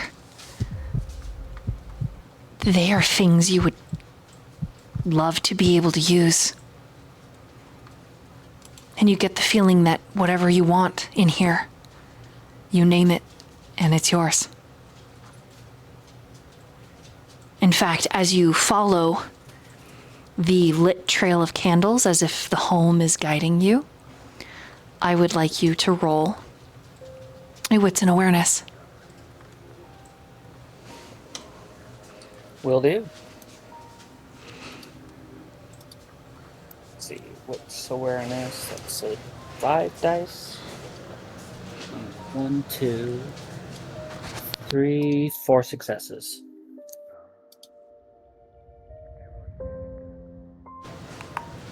You are led to a gown as blue as your eyes, dripping in sapphires at the bodice.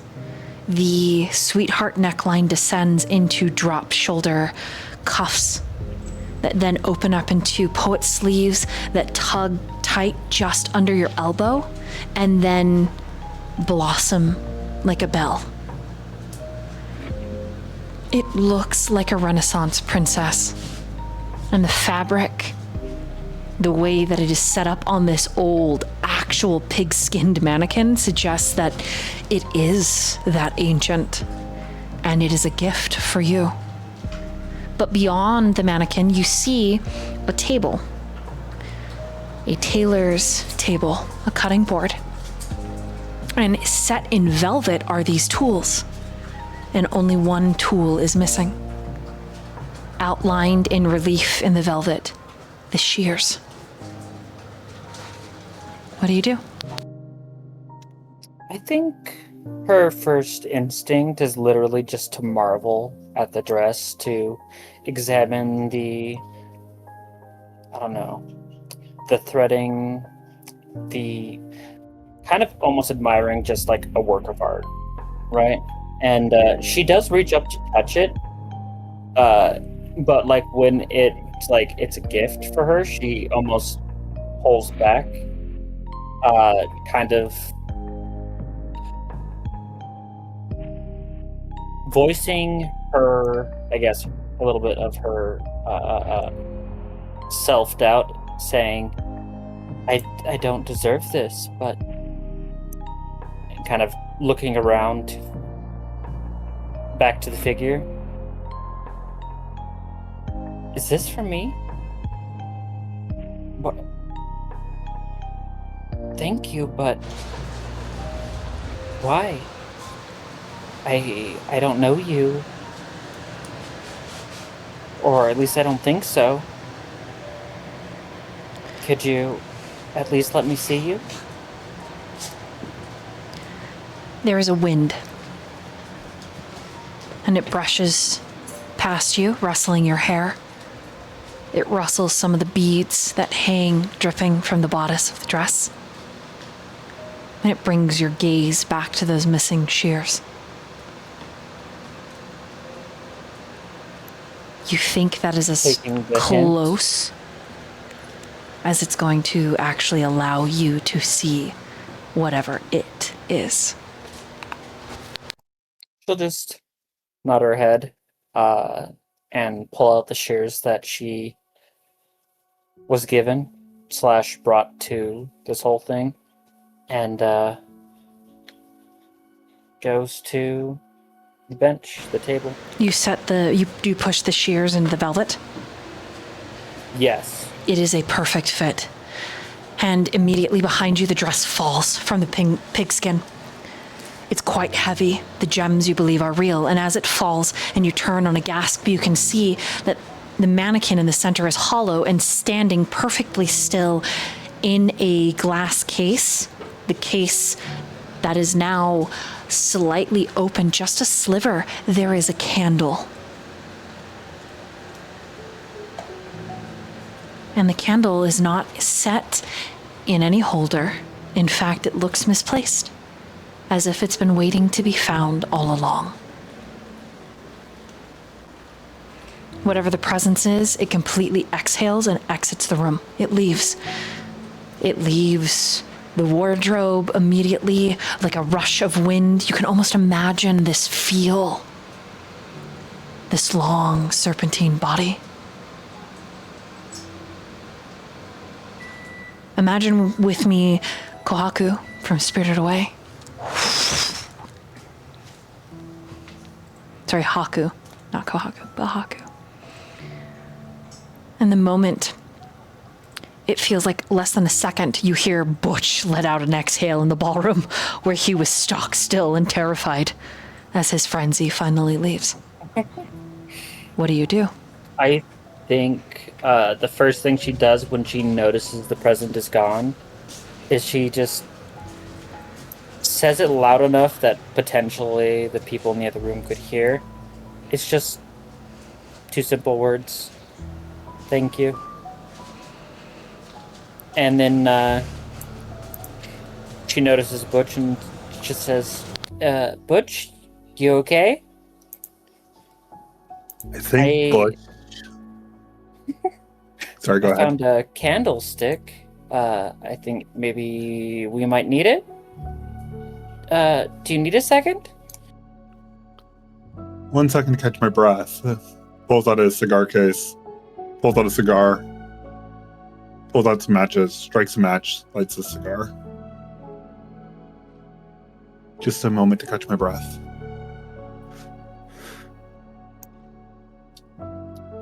She nods. You can tell that she wanted to say something, and probably thought it would be incredibly stupid to say. Right. What were you going to say? If she could blush, she would, and just say, those things will kill you. It's okay, I'm already dead. Yeah,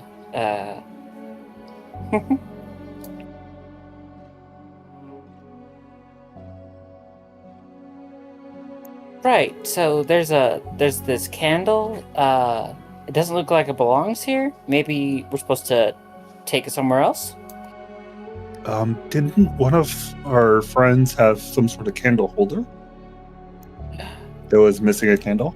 Right, let's go back to the room. Kind of like grabs your hand and rushes forward. Butch will take your hand and he's gonna still be... It's definitely him coping is the cigar. But he's following. The two of you return. However, the scene will have shifted. Question, Elyssa. You feel like the sapphire dress is yours. Oh yeah, no, she would grab it, yes. Okay. You find when you do lift it that there is a garment bag. You're not sure where it came from, but it's on the floor next to the dress. And with Butch's help, you're able... This dress is heavy. It is heavy. And you notice the threading, which you noticed before, is actual spun silver. How they dipped the thread in the metal itself without burning it or melting it away, you're not sure. But the technique is incredible. All of the stitches look homemade. No machines. All of it stitched by hand. The boning in the bodice, you believe, is probably actual bone. Some of it is slightly crooked, like perhaps there could be a bone of some animal. Tibia, tibula, fibula, femur, etc.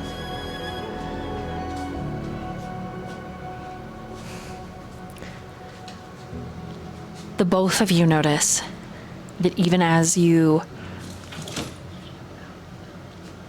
pack this dress away, and she has imperfections, there's a feeling of freedom as you zip up the garment bag. Like she's happy.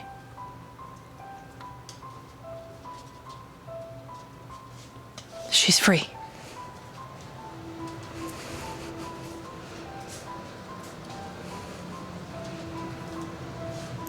Elyssa, go ahead and add a skill point in your sewing and craftsmanship, as this gown has inspired a extra level of capability.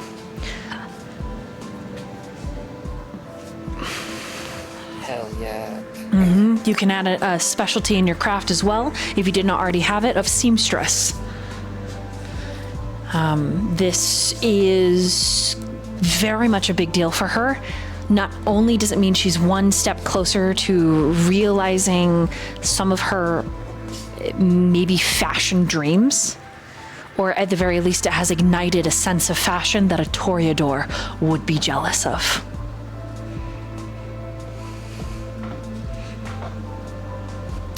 And Butch, go ahead and give yourself 3 experience points for surviving and freeing whatever spirit is wrapped up in this gown.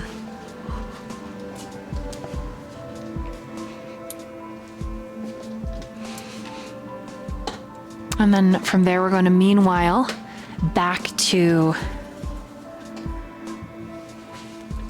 the main antechamber, that grand foyer.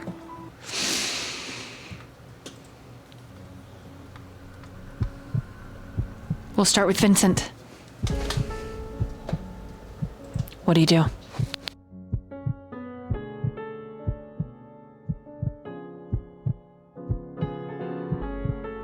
He's going to be more. Are you picking up exactly where we left off earlier? Yeah. Okay. He's going to be concerned with Nicholas, and he's going to go over to him and like start checking his wound. And then he's just going to probably shake his head and, Nicholas, you need to have some blood now. Her arms. I can't. You have to take care of her. Please. Please, look. I take this first and I'll help. And then Vincent will just like pull out his small blade of his own and cut himself and hold it up to Nicholas's mouth. Okay, are you doing this particularly aggressively? No, he's doing it in a Karen kind of way. Nicholas pushes past you. He finishes pulling the blade out that's coated in his blood, and he holds it out, shaking. He's shaking because of the blood lost. He holds it out to Willis May's mouth, his blood, which Vincent is a big no-no. Bad. But he does it anyways. Can Cheshire interject and say, like, just give him this glare, like I want to do an intimidation check because he's like, how dare he disrespect Master? Yes, like, you can. You yeah. I only have 2 dice. It's not going to work very well. Dobby is mad. You are giving Dobby a suck. Oh my goodness. Yeah, it's a 1 success and it doesn't work that well. Yeah, just 1 success. Nicholas is unfazed. He's absolutely unfazed. Seeing this though, Vincent will aggressively kind of like, being that Nicholas stepped past him to offer, he's going to aggressively wrap his arm around his head and force the cut into his mouth and pull him back. Okay, he doesn't fight you. However, Willa, do you lick the knife? Oh shit. Oh no. Either way, Cheshire's watching you, Willa. Like, are you going to disrespect Master? Not happy. Dobby is not happy. Also, keep in mind that Vincent would be locking eyes with Willa as he does this. Like over Nicholas's shoulder. Cheshire has taken off his coat, taken off his tie, like starting to unbutton his shirt, you know, and ripping that shirt into pieces, as all while he's looking at this scene, like shaking it, like, man.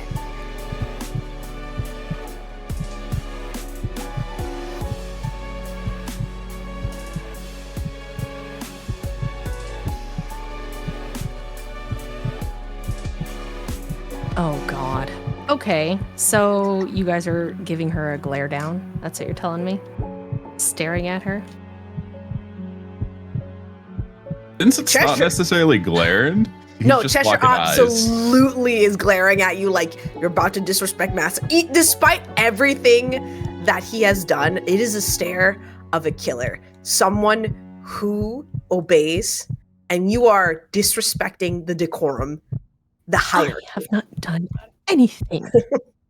So bad. Oh. Okay. Let's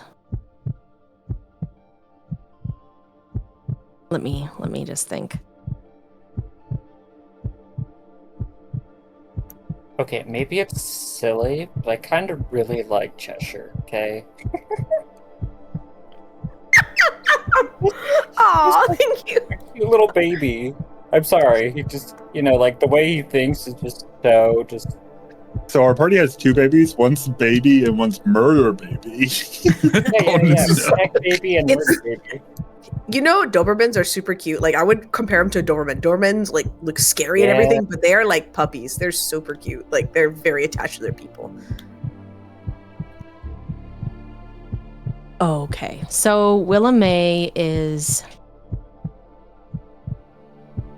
instinctively and immediately is statue still. No movement, nothing in her cracked face, which is continuing to crack, all the parts in her arms cracking further up into her neck, to her chest. It is strange and beautiful.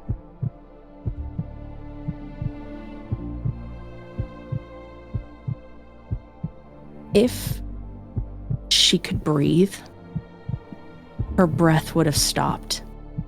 The knife that is glinting near her cheek, the blood before her lips, but she does not move. And when she speaks, the words are soft and perfectly shaped, like that droplet of ink settling on cold parchment. No.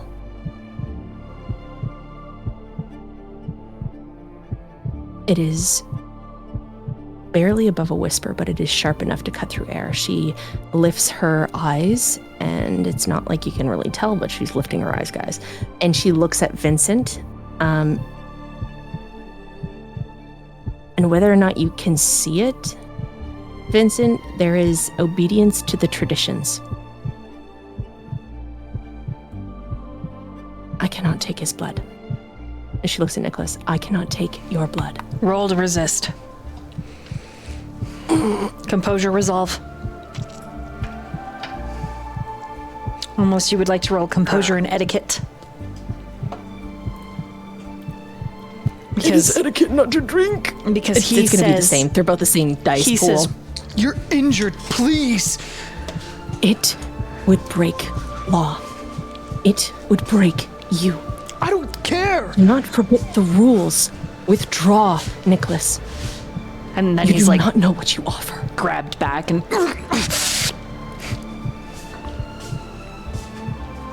what do you get on your road to resist licking his blood, which is greater than any book you've ever had? Oh, Christ! It's a really good roll, because I'm a resisting bitch. I got 1, 2, 3, 4, 5 successes. Okay, you only needed 3. You resist, and because you resist, you get the stream loot card. Woohoo! So you get a heal 1 point of superficial. Oh, thanks, guys. Thanks for that. I like that. And yeah, she says, I do not drink from the gentle. I cannot take from you. He's mad. I will not take from you. If I tasted you, my Milo, I would never stop. There's a pained look reflected at you. His eyes angry, but understanding. And then his mouth seals over Vincent's cut and he drinks deeply. and you watch his mouth. You watch it pull. You watch the bob of his Adam's apple.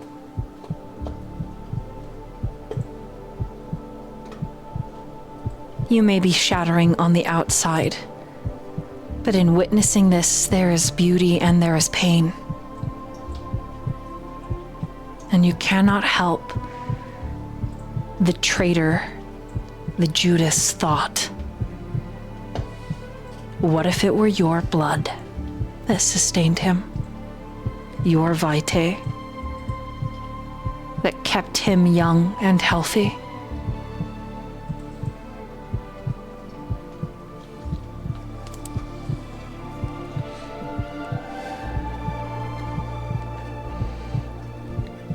When he pulls away, Vincent, and at this point, Cheshire has completely ripped up his fine shirt, but when Nicholas pulls away, his wound is healing.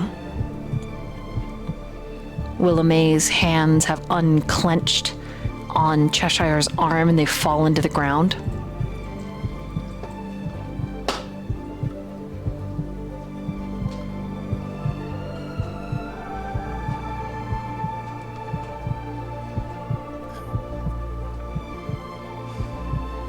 Cheshire is gonna he's gonna start bandaging up Nicholas or trying to. Yeah, he would say, "Get off me." Not listen. Cheshire let him bandage himself. Do you need any help, Nicholas? I'm fine. And then with that, Vincent's just gonna glare at Cheshire for a second. Cheshire looks at you with blank eyes as if he's waiting for the next command.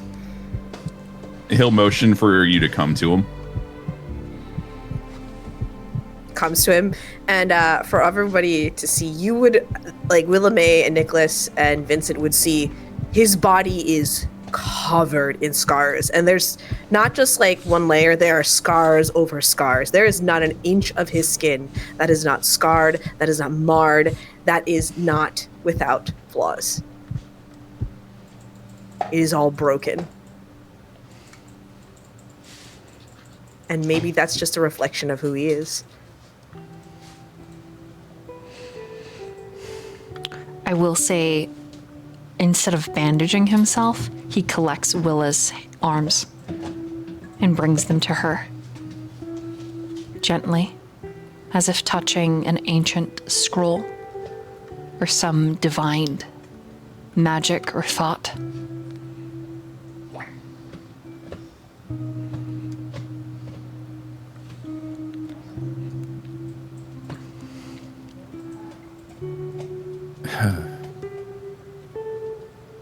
Vincent. Oh, go ahead. I'd say Vincent would kind of sigh, like, not disapprovingly. Like, he understands why he's doing that.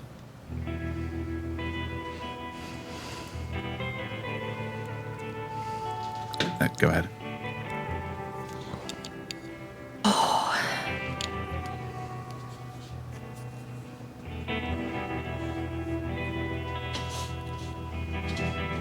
She can't grab anything, clearly. So she's just like standing there, obedient. Aching in implication, because there is that Judas thought, and that is not the first time she's had one of those thoughts.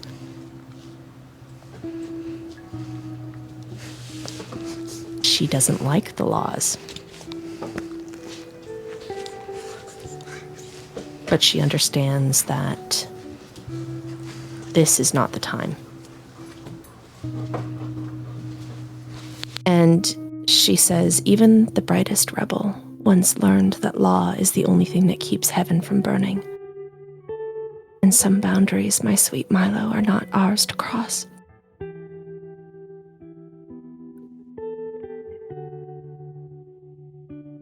And she smiles. And there is a full crack that just goes from the corner of her lips up to her ears, and she crumbles further. But the smile is so soft and so genuine. She doesn't smile, ever. It's a very painful experience.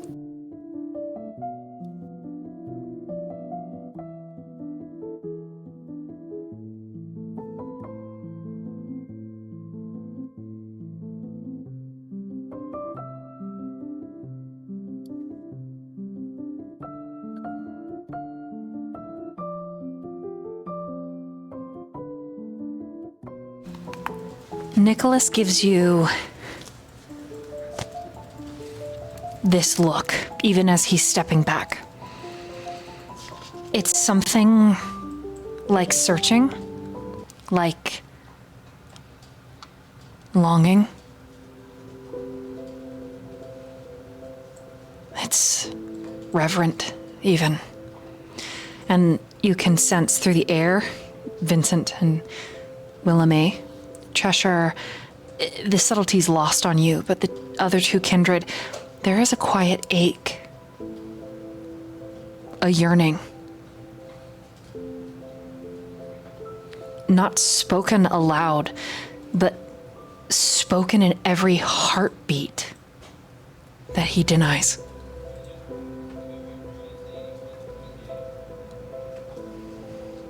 The smile that you give him, he returns.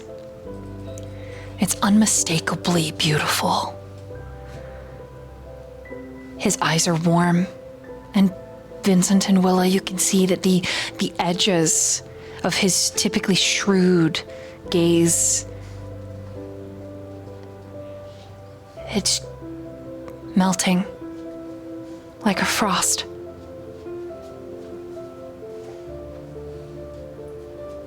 The way that he studies her, Vincent, is as if he is memorizing her. That curve, that carve, that is her smile. And in this moment, Willa, it feels like he is looking at your unguarded gesture in a way no one else has ever seen them. But he never speaks.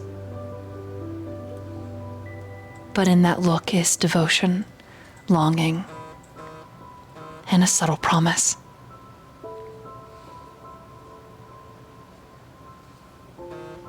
The both of you in this moment, long have you lived in the shadows, though Willamay much longer.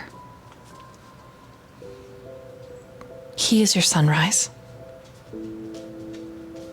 And he will be the first and the last. You know it in this moment. And he looks at you as if you are the same.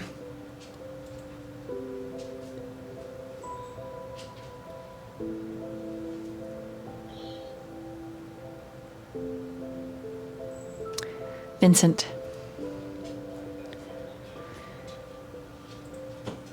This restrained eulogy to longing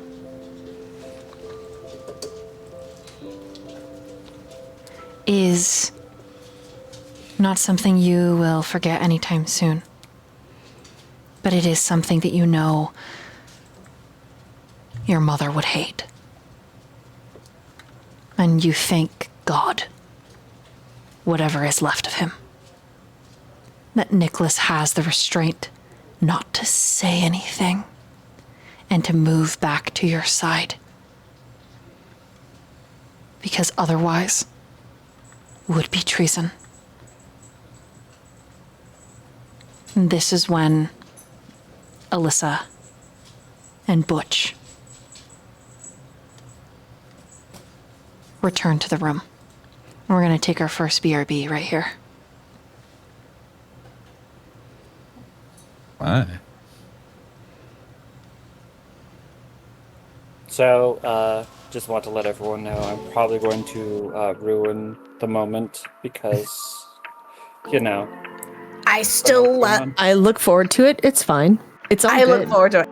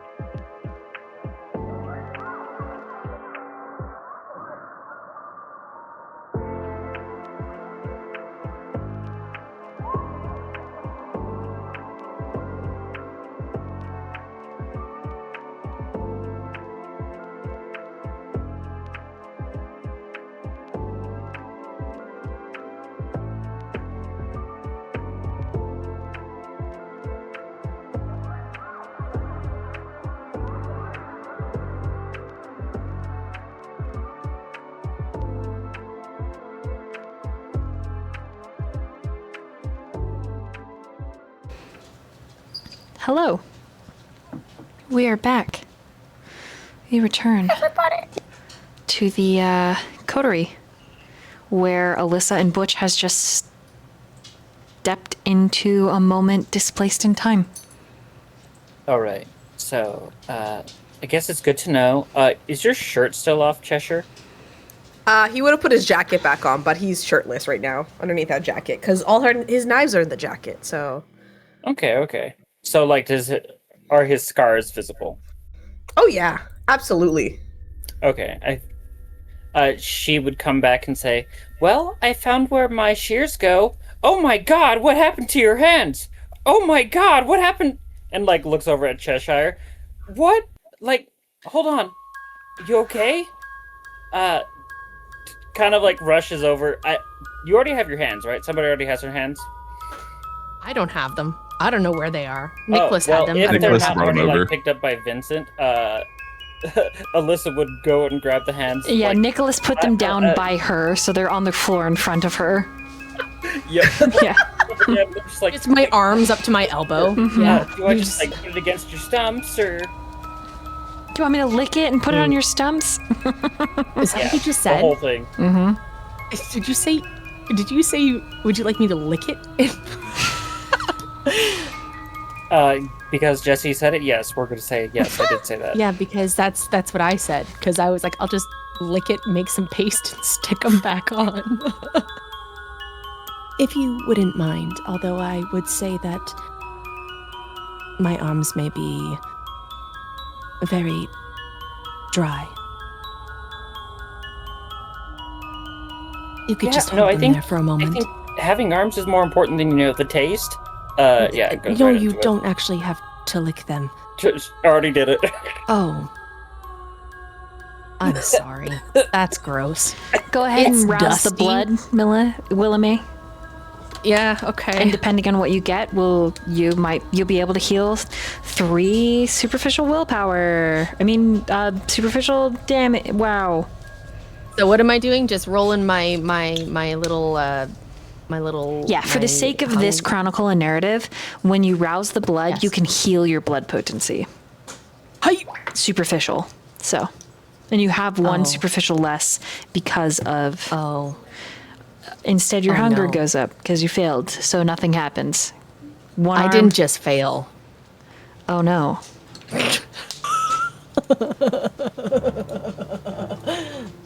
Don't you still heal, but you get more hungry? Correct. Yeah. Mm-hmm. Are you at hunger 3? Yeah, bestial failure. No? Okay. You don't immediately attack anybody because you're hungry.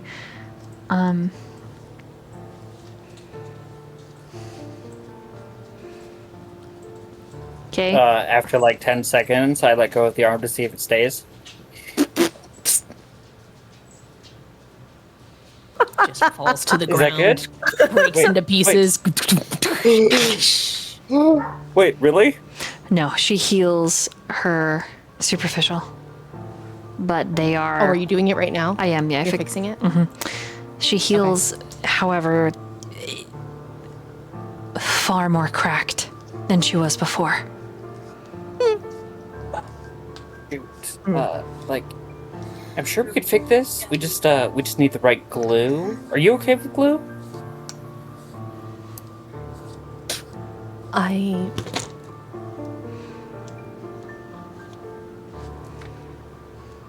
have not tried glue before. Right. Well, that's at least one answer, maybe. So, what made you lose your arms?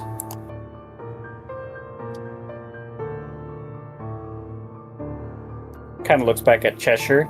Wait, did you guys, like, go at each other or Cheshire's- something? Oh, it is Cheshire's of- blank staring, like it he is of doesn't no know what happened. consequence.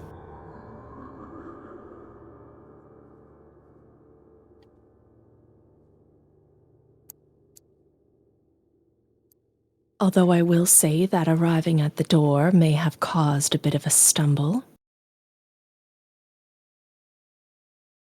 Willa's looking at you, Cheshire, but you probably can't tell because it's just blank eyeballs. But she tilts her head at that strange angle.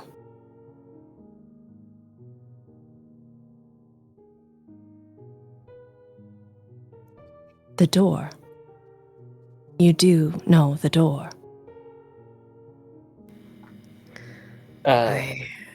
Which door?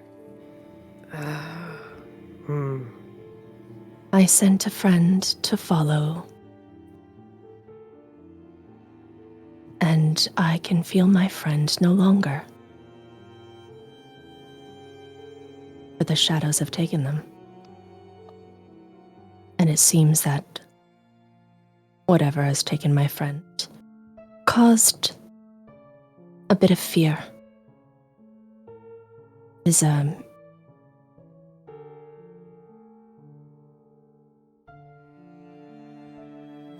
Huh.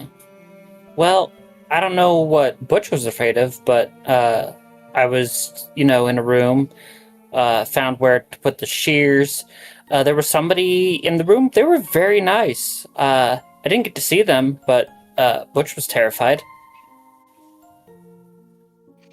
so Do you you're think that's saying the same thing? It's very friendly, though. friendly? Yeah. Kind of like nudges the dress in her arms. He gave me this. He. Well, I'm gave you assuming. this? I didn't actually see it, so it could be he, she, they, them. One of those things. Pronouns, yeah.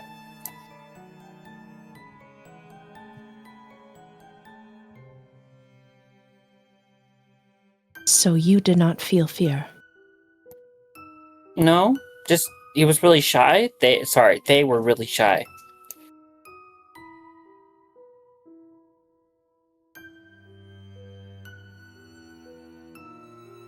Would you like to see what's behind the door? Looks around, looks at everybody. Sure. Why not? Goes towards the door.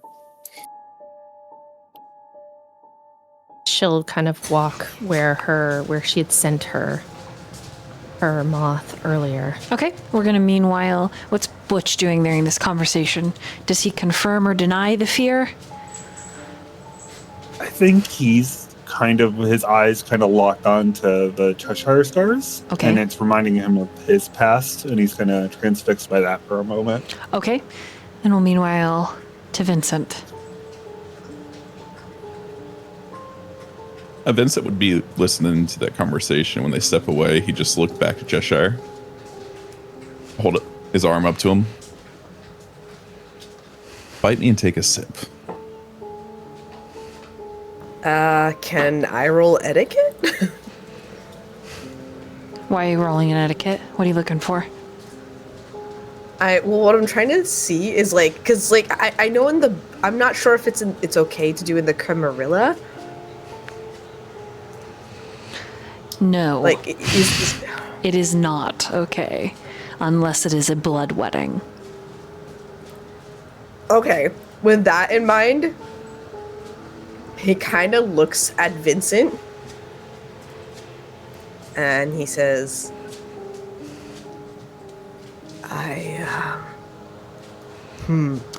There is a war within you, Cheshire. You want to obey, but there has been no permission given that you know of by Vincent, or by the Seneschal, or even Virgil, who first found you.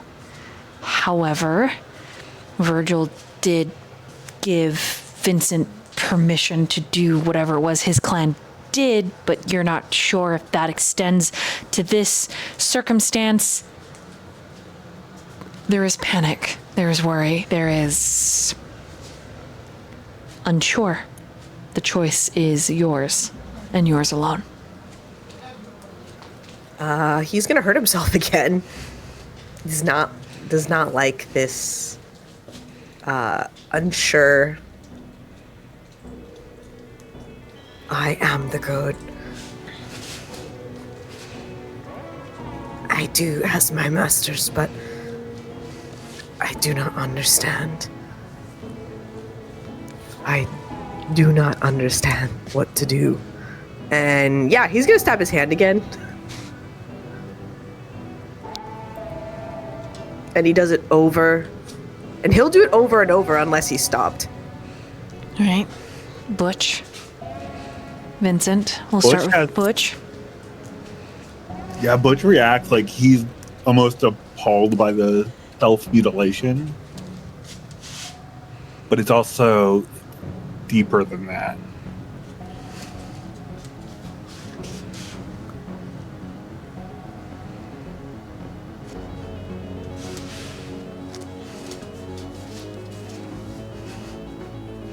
What does he do?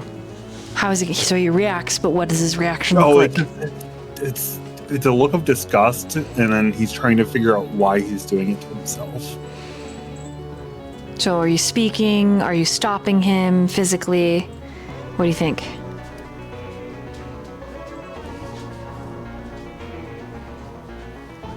Can you not do that in front of me? Cheshire?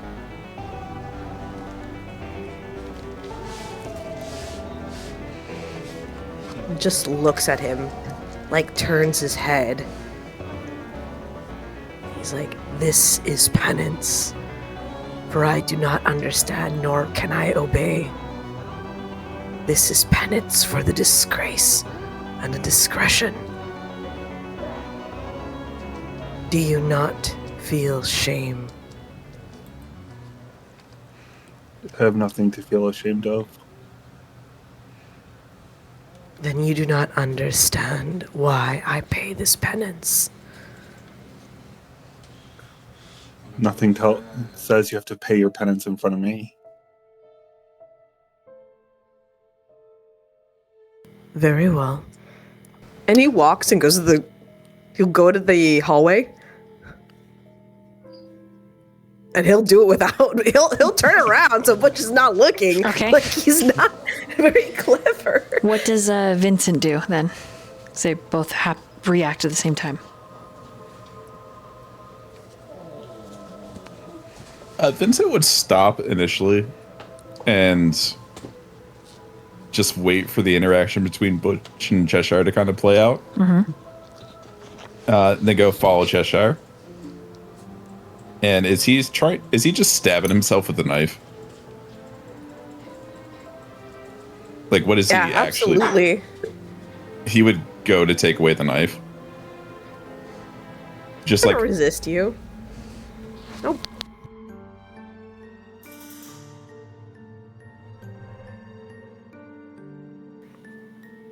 Do you not trust me? Oh man, that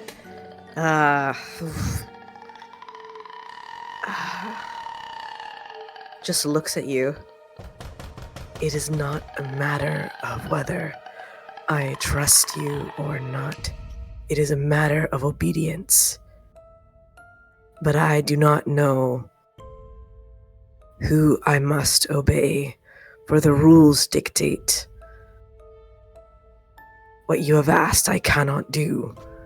However, as someone I must obey, I do not understand.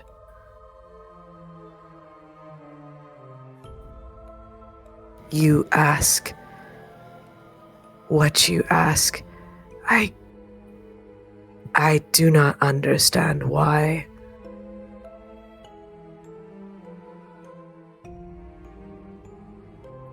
For rules are meant to be followed.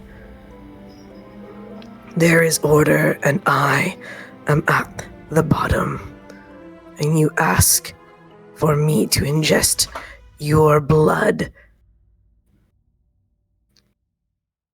The blood of someone who is almost likened to the Son of God. Without the permission of said council, it is treasonous. Our bond will be frowned upon.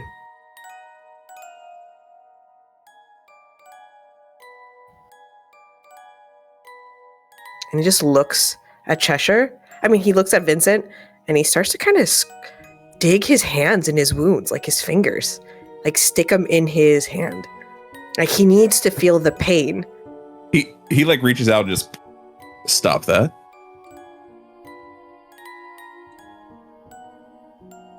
Like Vincent's treating Cheshire like a little kid. He just like smacks his hand and like, stop hurting yourself.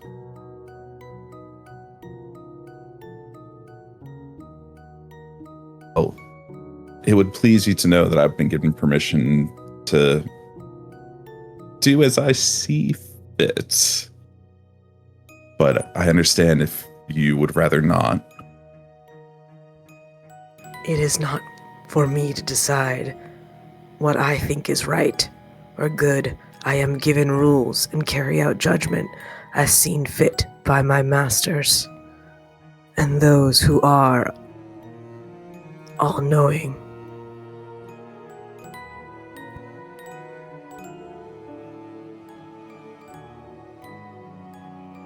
Can I make a roll for Vincent to see if doing this, if he knows if there would be any real repercussions for him? Mm-hmm. Yeah, you can go ahead and roll intelligence and etiquette.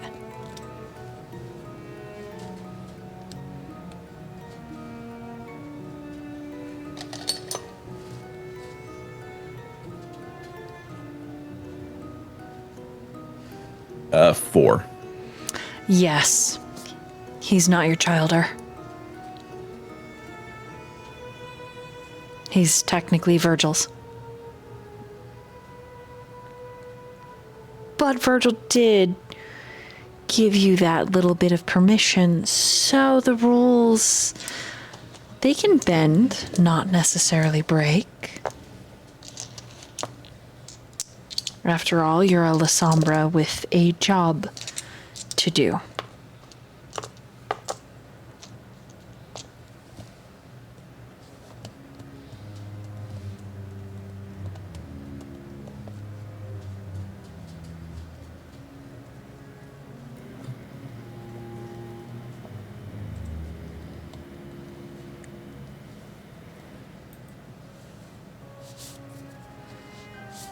Vincent will kind of cross his arms across his chest.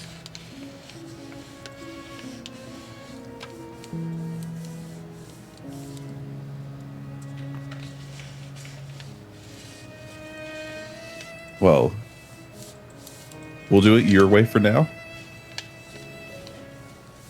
If you act out again, though, you know what you must do. He tilts his head at that. He's looking down at you too, because like he's huge, super tall. Just like looks down at you and kind of like squints and tilts his head. Like, in this moment, he would activate Shadow Cloak so that he looks sinister and threatening. Ooh, okay. Roll a charisma and intimidation plus an extra, I would say an extra like 1 dice or so. Yeah. Specialty is specifically for making people do things they don't want to do. So let's do 2 dice. Give it a 2 dice benefit. I think that's going to be pretty good. Yeah.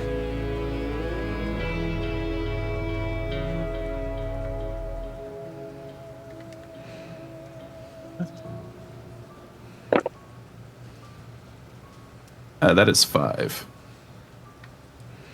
Right, Spec? How would Cheshire respond to that? he would just like look down and bend the knee. Okay, he's healed, And take his essentially. hand. Okay.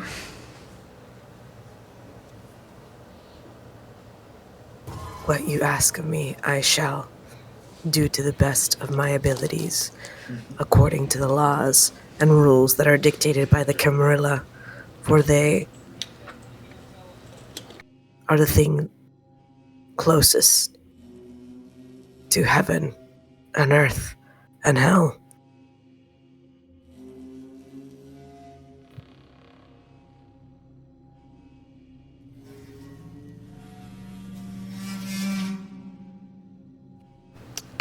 How does Butch respond to this before I meanwhile to Elyssa and Willamay?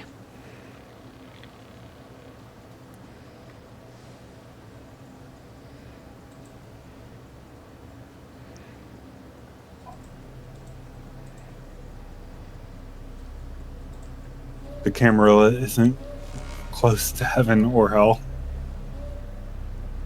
They're just on this world like us.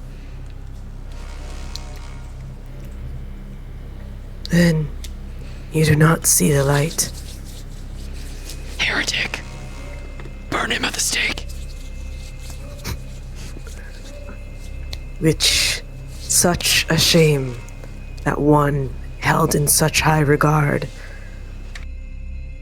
cannot see the beacon when it is lit.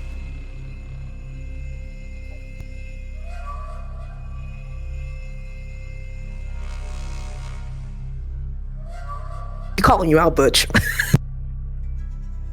I know he is.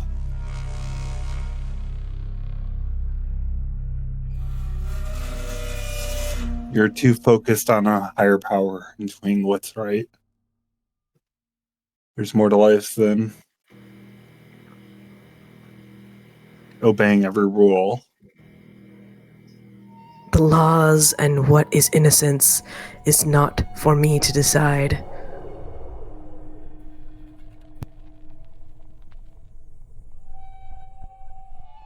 What's it for the Camarilla to decide? You don't even know who in the Camarilla made each rule. I do not need to know who. I just need to obey. That is what I was created for. That is what I am. I am a tool. What if the Camarilla tomorrow changes every single rule? Which rules would be correct? The old ones, the new ones? What if the rules said you were a heretic just for existing? Then my The life power is to- forfeit. I gladly give it. For I came from nothing and will become nothing but dust and ash. I think with that, Butch is like, I'm arguing with a brick wall here. I can't, and he's just gonna follow the rest. Okay, so Butch is gonna step away without engaging further. There's a very big, like, just sigh of, yes, I give up here. There's no arguing with this man. Okay.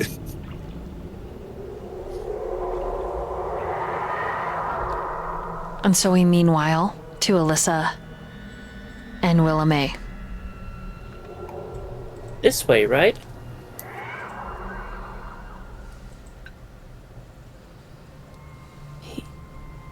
She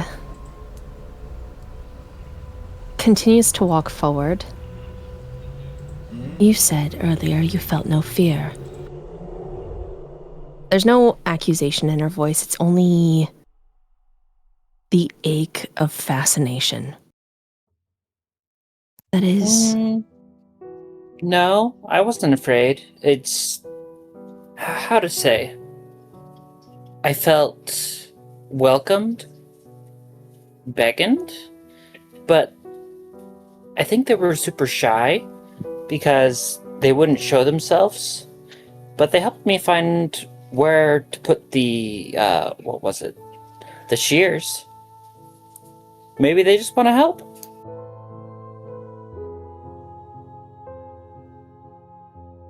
That is... remarkable.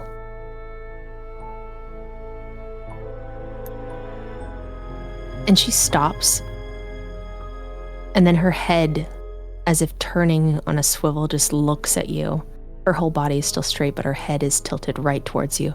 No fear, even here where the walls were breathing and memory curls around you like smoke.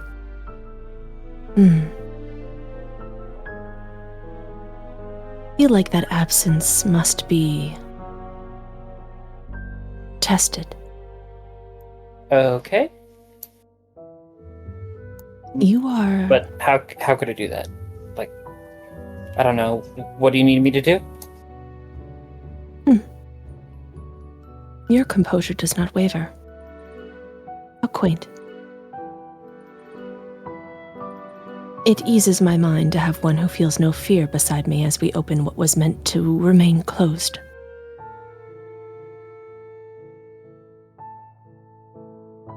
I am curious to see what is hiding behind here and what has stolen my butterfly away.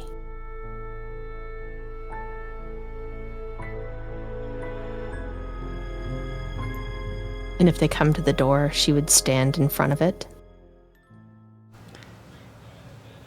It feels like an exhale, Willamay. There's a threat. But you watch in real time as when Elyssa approaches.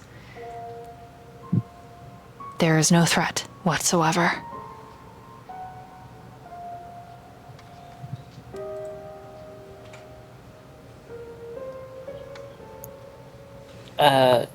Can I can go in.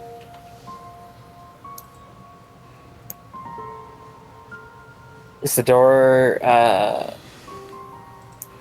is there something bad behind it? What's stopping you?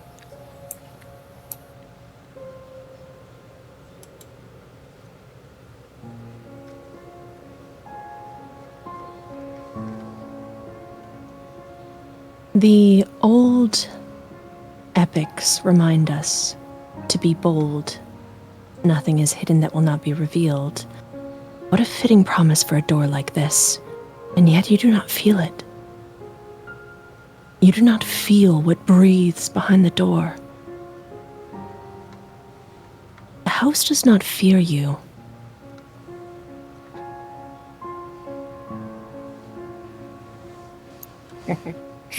I don't quite understand what you're saying, but why would the house be afraid of me?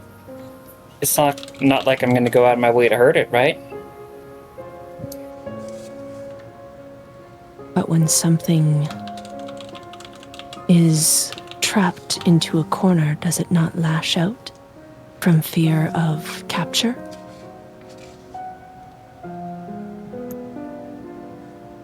I think I get what you're trying to say, but maybe just a helping hand would fix that. I get that maybe you can get bit, but you could do a lot of good if you reach the hand out still. Some souls are lanterns,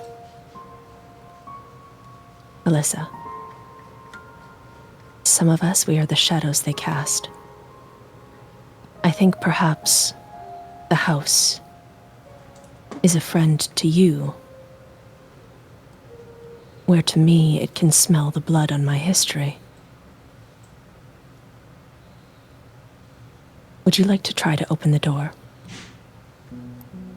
Sure. I'll give you some time to back away. Unless you just want to stand there. And once the decision is made, she'll open the door. Do you stand back, Willa? Willa is so freaking curious. It is the study. That's literally what she says too. She says, all I know is inside is a study, and what's inside are memories to be documented. But she's gonna take a step back, blending back into the shadows.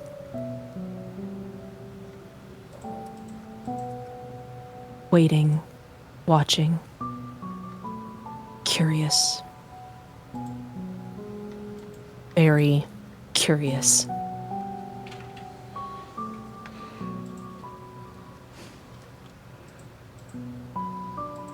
It's a bit of an obsession. Fair I enough. will say that. Where the door was once locked to you and your glasswing, for Elyssa, it opens easily. And inside is a sitting room. It smells of cigar and roses. The leather chairs are wide with deep bases. it gives a distinctive male feeling. Like men from the 1700s wearing their smoking jackets would share pipes and stories. There is an unlit hearth, and on top of the hearth that features a moon in full above its mantle. In the center of it is a single tall candle.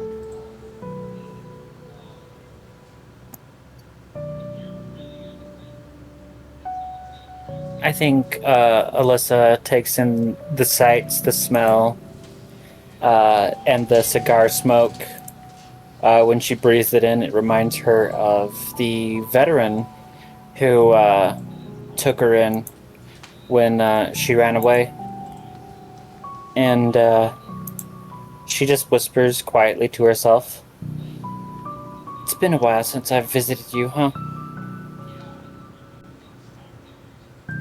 And loudly she'll say, "Excuse me, I'm just gonna look in here, if that's okay." And I guess she'd want to see if the candle is similar to the one that she found. Yes, but it features a different constellation. But otherwise, it is exactly the same.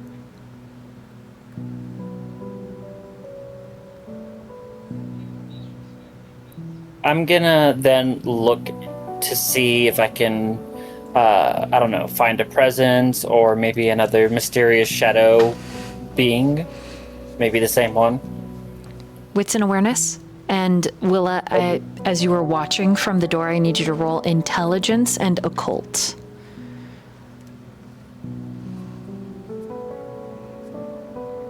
Okie dokie, Smokey. All right. Well, Does I this rolled reference pretty- anything that I have under there? Go. Oh, Did let they- me look. So sorry. We put the one there because we couldn't fit all of them, but there is the chosen study area. This one. Hold on. This does not fit. What did I have you roll? Occult, right? Yes, this does not fit under Yes. that. Okay, and then there was the other thing about not just that one, but this. Hold on, I'll show you. This is the whole list. We couldn't fit them all in there. This one. I send.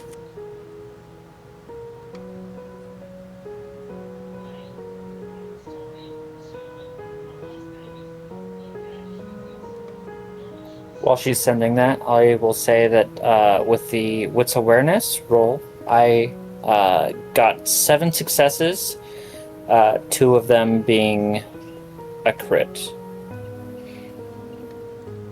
So, yeah.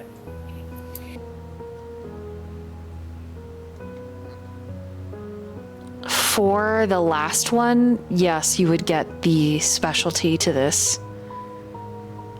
Okay. Just as one extra, right? Mm-hmm. Thank you. That's what I was curious about.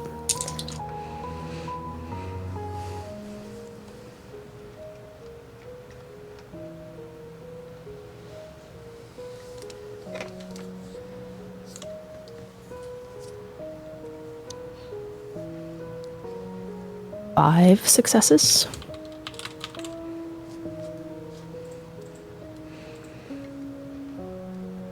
All right, so Elyssa, you find the glass wing.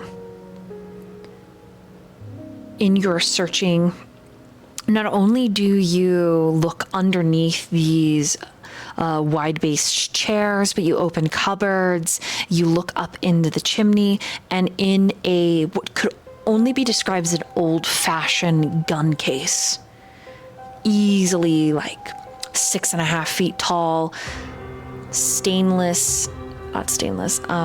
leaden glass, small key, but it opens for you. You can see where their old-fashioned muskets and rifles would sit. Inside this case, the glass wing is frozen mid-flight, and you have no idea how it got in here, and you've never seen it before. In fact, when you instinctively reach for it, it vanishes before you can touch it. However, Willamay, you watch it flutter around Elyssa as if thanking her and then come back to you. And in that moment, Willa, you recall not who is considered the first, but the actual first to spill their blood. And in that spilling, there was power.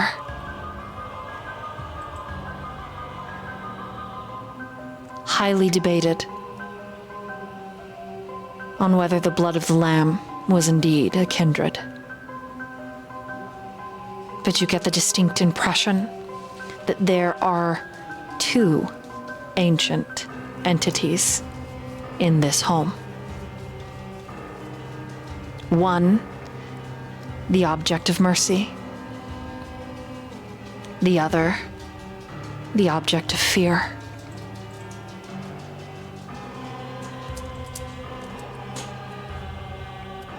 And watching Elyssa, your glass wing, and feeling the room. Watching the way the shadows bend gives you all of that information. Go ahead and roleplay. Well, I found your, I think, is it a moth? I think. It disappeared though. Sorry about that. You saved it. Thank you. Kind of squinches up her face and, I did? Yes, it has come back to me. Oh,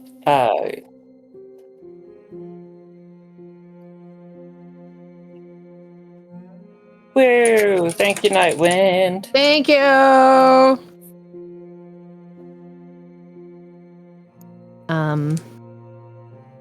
I mean, I didn't do anything amazing, so you don't have to thank me, but I appreciate it.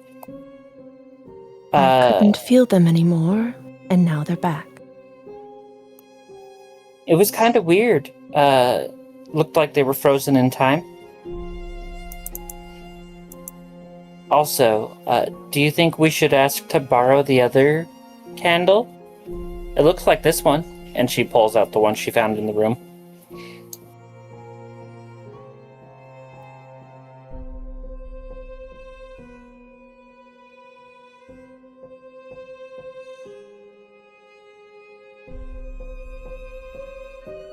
Willamay is once again like just standing very still. It's very unnerving when they're looking at you because you don't know if they're staring at you or if they're looking somewhere else or if they're thinking or what they're doing, but they are just waiting and watching.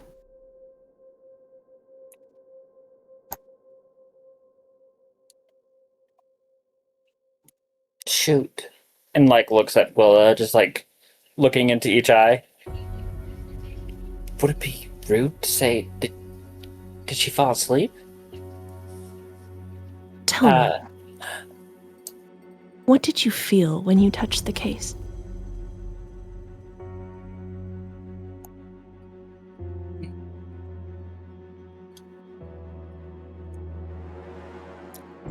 I mean, a whole bunch of collector items, right?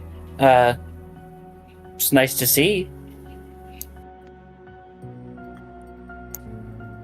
You know, sometimes you forget there's so much beauty in the world.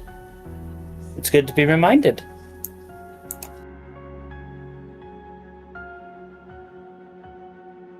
You did not feel anything else?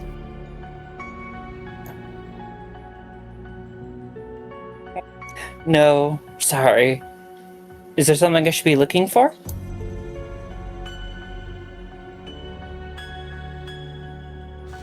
Okay, Willa. Yes. As she's talking, I need you to roll an intelligence and an insight.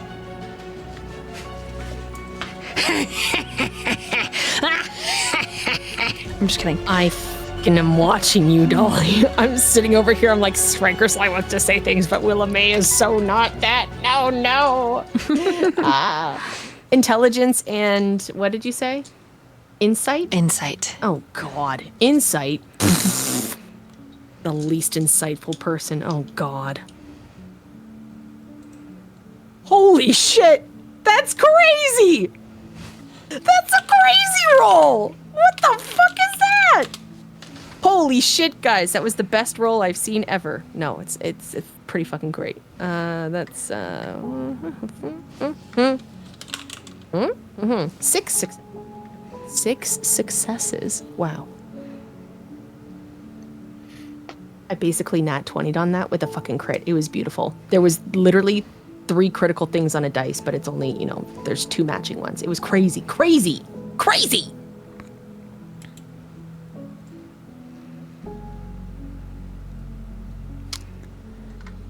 There is an innocence, a humanity that is so vibrant and glowing. It feels like you're looking across a vast distance at a place you once were. Now, for Willa, this is like looking at one of her students.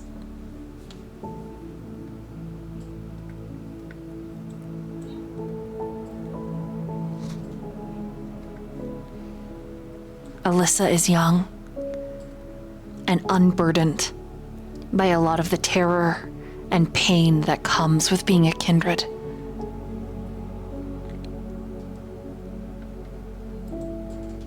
Her humanity is a beautiful thing, and it reminds you of the children whose ashes you once carried, and in many ways you still do. Bright and happy. A little flame like the candles in her hands that light a path for those more somber and broken.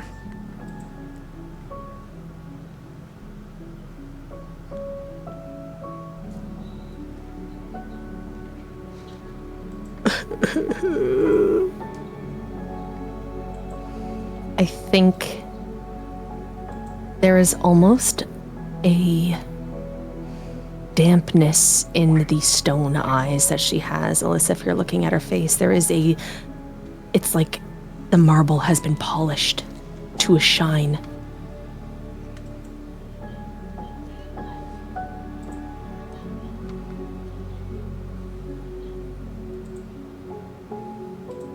And you had said to her that you were sorry, that you didn't feel anything, and she just responds to you. Your heart is very bright, Elyssa. Do not apologize for what you did not feel. Sometimes only the brightest of us are permitted to see beauty without the shadow behind it. It is a rare gift. A rare gift indeed.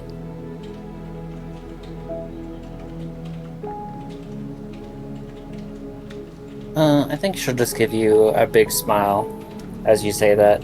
And, thanks. I hope whatever was scary or frightening in this room is long gone. It is not about it being frightening or scary, but alive.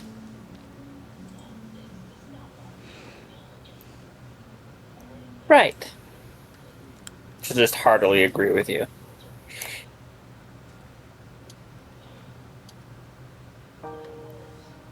I'm gonna... And she kind of says it out, looking around the room. I'm going to borrow the candle, and I'll bring it right back when we're done with everything, okay?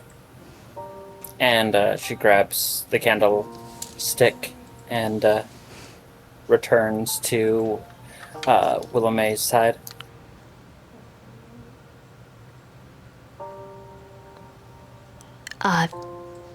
Very well. The two of you are going to exit this room? Or you're going to... Sorry, go ahead. Oh. Willard just like... she just says... A gentle mind by gentle deeds is known, and a gentle mind remains untouched by the darker winds that shape the rest of us.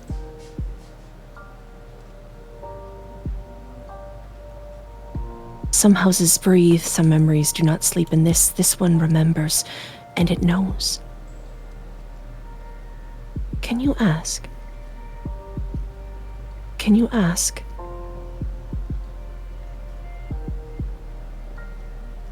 For us to know more, so that we may understand.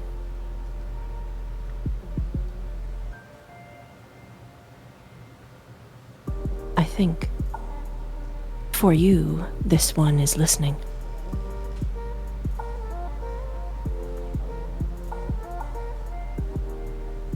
Because as Milton wrote, Elyssa, millions of spiritual creatures walk the earth unseen.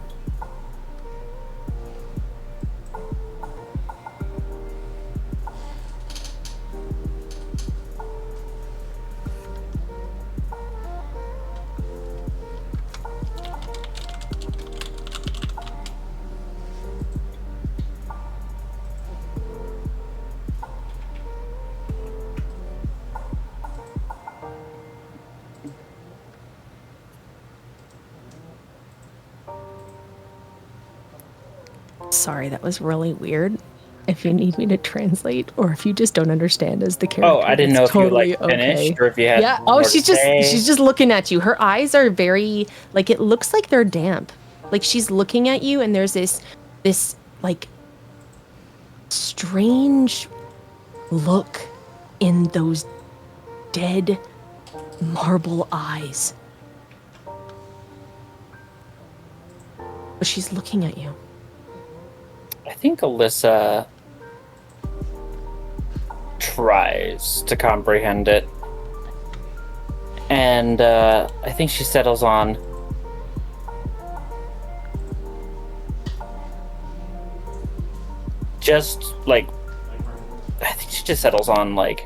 how the gleam of your, I'm assuming, tears and like makes you kind of shine, and she's just like, you're looking very beautiful. Did something happen? Kind of reaches up to your cheek. Do you touch her cheek? Extremely gently, yes. Oh, she's still crumbly. Just a little bit of dust on your fingers. Immediately just like, oh shoot, darn it. But... And it's... Oh god. This is so... You touched her. Oh god. Her reaction is very strange, because...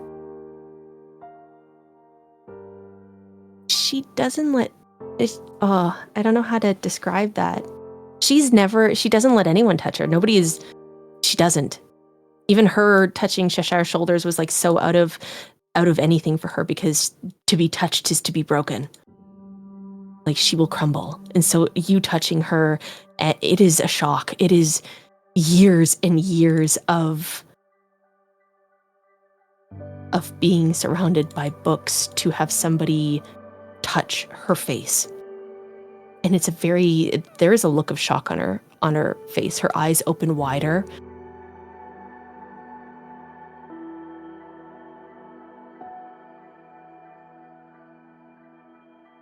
And it's like she just freezes. She's stuck. You speak such beautiful words. And I just, I thought it was important for you to know that you're beautiful too. Even when you're crying. Was that too much? Ooh. Right, kind of starts panicking.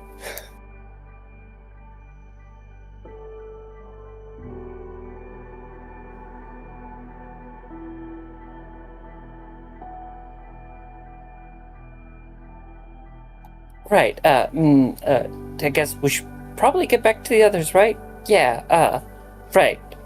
And starts walking very stiffly away. Wait, Yeah? is there anything else inside? I mean, there was an old musket. And I don't know, I guess it kind of reminded me of a very nice grandfather. But aside from that, I didn't really catch anything. Right, Jesse? Right. I'm not like passing just- over something I should be. Okay. It really just felt like a very safe masculine room. I mean, Is- even the creepy aspect from the ballroom, it felt safe to you. Yeah, I mean, there was nobody there, but, you know, it felt like somewhere I wanted to be. Is there anything written? I mean, let me go back. Let me check. I'll do a once over of the room again to see if there's any, I don't know, words. No, not that you can see. No.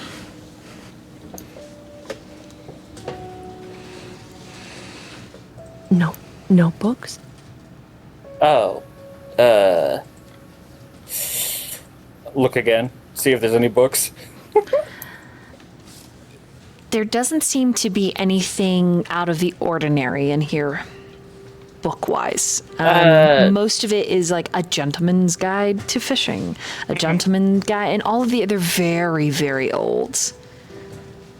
So, there's a whole bunch of, gentlemen's something, kind of old-timey books on how to do things?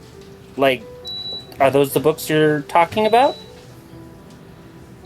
There's nothing else aside from that. Sorry.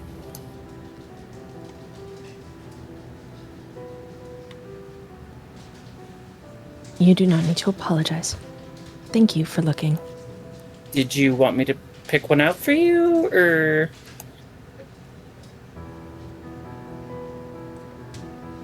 I wonder. If you wouldn't mind, whatever suits your fancy, I'd like to see what you choose.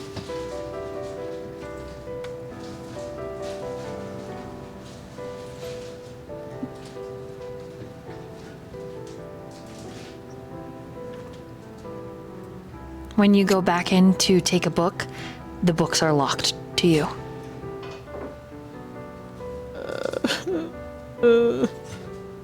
Well, looks like we can't just take it. They don't want us to do that, so I can't. Sorry. We could return with the others, though.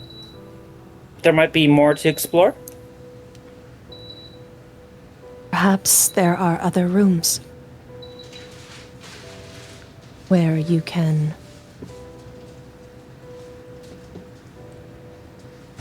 free the spirits. I don't know if that's what I'm doing, but kind of sounds fun, right?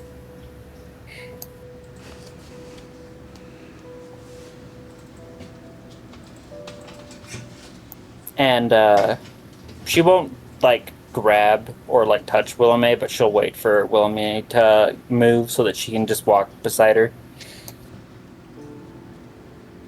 She does. All right, as you get back up the stairs, you see the rest of the coterie, but you run into Butch on the steps.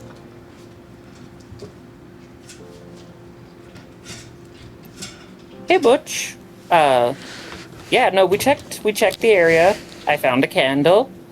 Everything was great. Another candle? Shows you the candle. Wasn't there something on top of the grandfather clock? I don't know. I just... 6 candles missing. Would they happen to look like this? Maybe we should check to see if they fit. I'll take the lead and go up towards the grandfather clock. Okay. You pass Vincent and Cheshire. What are they in the middle of doing? Cheshire looks like ashamed. Okay. Just very ashamed. He's like, I want to listen, but I don't know what he's trying to tell me. Is he, like, actively bleeding? He wouldn't unless he roused the blood. No. Okay. It's just like, it's healing up. Probably. Yeah, for a kindred to bleed, typically they have to have a big show of it by rousing the blood and then risk potential hunger, you know. Real fun stuff.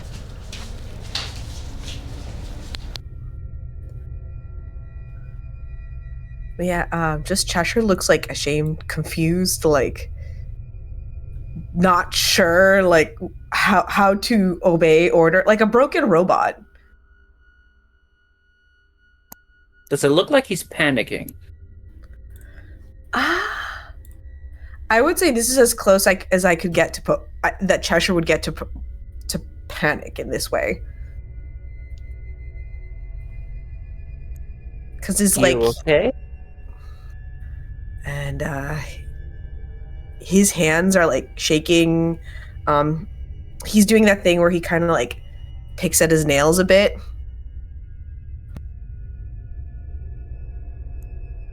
Okay, well, I know it's a little bit anime girl-ish, but she's gonna try and reach for his hand and just try and talk him out, or like down, just like, hey, what happened? You're okay, it's safe here. You know.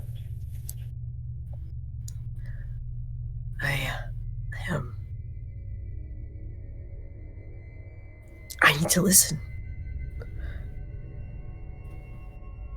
I just wish I knew how to obey such requests. I apologize that my visage,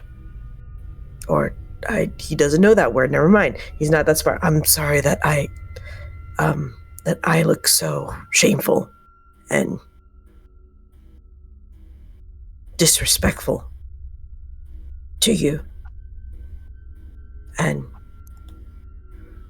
right now,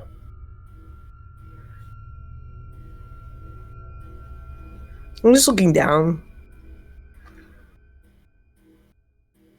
Hey, trying not to like pick at his thumb. You don't. Pick at his nails. You didn't do anything wrong. It's okay. You want to talk about it? Cheshire looks at you questioningly, like, what is... Looks like, I don't know, maybe this is me projecting, but were you having a panic attack?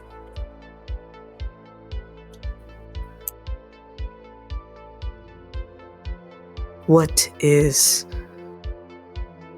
panic attack that you speak of? What? He does not understand what you're trying to tell. Like, the concept of him panicking is very foreign to him. He's like, what? No. He says, no. I just sometimes and he immediately shuts up and like he stiffens. It's like that moment he realizes that, oh shit, he is talking about himself. This is not the time. And he kind of stands up and he's like towering over and he's like, did you find anything about the prince? I found candles. But I guess to answer your question, you know, panic attacks are usually just a whole... I guess it's usually an emotional thing, but like you can, you know, if you start sweating, trembling, if you start like, you know, shaking, picking at yourself, dizzy, things like that. it could lead to a panic attack, and it kind of looked like you had a couple of those things going on. Yeah. And I it's see. totally normal. Totally normal. Yeah. Just have to make sure to be kind to yourself. It happens to everyone.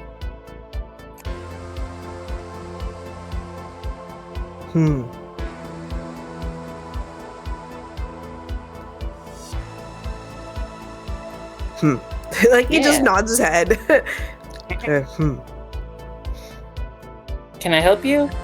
And he looks to, he looks to Vincent and he's like, I'm sorry for whatever happened here. Clearly, it was bad. I'm sorry that I am weak and cannot understand what you ask of me.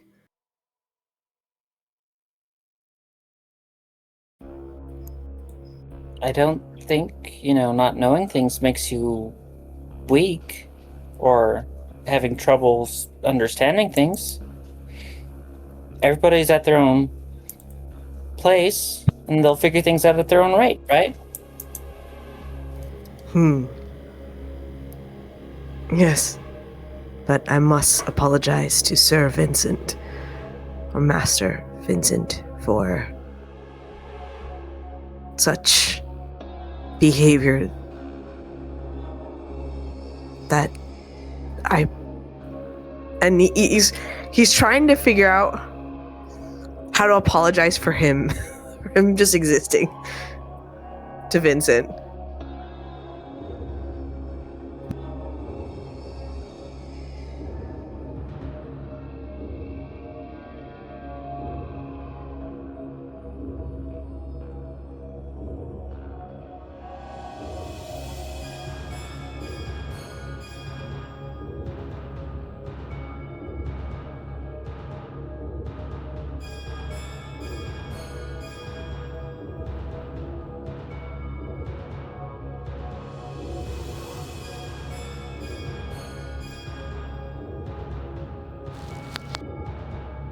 We can't hear you, Chrome, by the way. I didn't say anything. Oh, okay. Who would like to go first? No, she was saying. Dolly said Vincent. Oh, there we go. No, he would just be kind of. He'd look kind of disappointed at Cheshire. He wouldn't be saying anything right now. Would it be very obvious that Elyssa has the candles?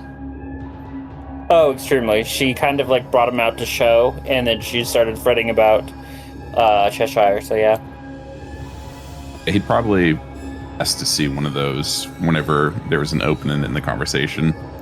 She'd probably just hand it to you if you asked.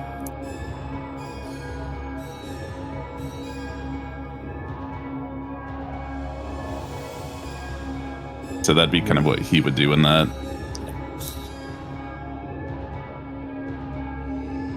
Okay. Can everybody hear me? Am I still... You sound good. Okay. Can you hear me okay? Do I sound okay? The microphone is plugged in, but it's not against my face. Okay, cool. Also, welcome in D and Isle for the raid. We're playing some Vampire the Masquerade Camarilla edition. We're in a house that is alive, possessed by ancient spirits, so to speak. On top of that, we have a very eclectic group of kindreds, vampires, if you will, put together by the Seneschal, who is the equivalent of a magistrate or a steward of the throne of this here, our chronicle. I am your host, your storyteller, your dungeon mistress, VoidDoll. Hey, what's up? It's your bitch. That's me. Hey! Also, I want to say really quickly, Nightwind, mwah, thank you so much for the 5 gifted subs. And Wolfman, mwah, thank you so much for the 5 gifted subs. Players, you have 2 full willpower rerolls from those gifted subs, and we are at 10 subs, which means poll time.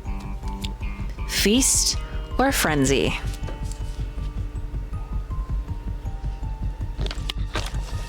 So I'm gonna volley this microphone over to everybody to introduce yourself and your character while I get the poll up, and then we'll continue the scene.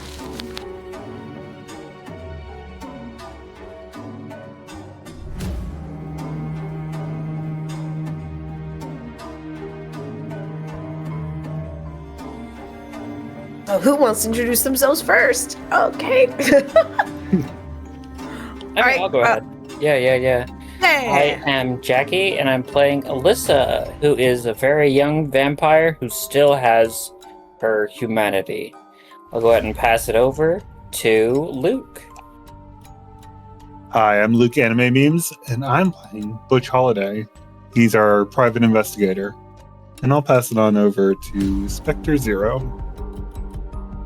Hi, I'm Spectre Zero, just your average time traveling dimension hopping android. Sorry, I have a little bit of a cold, so I don't sound that great.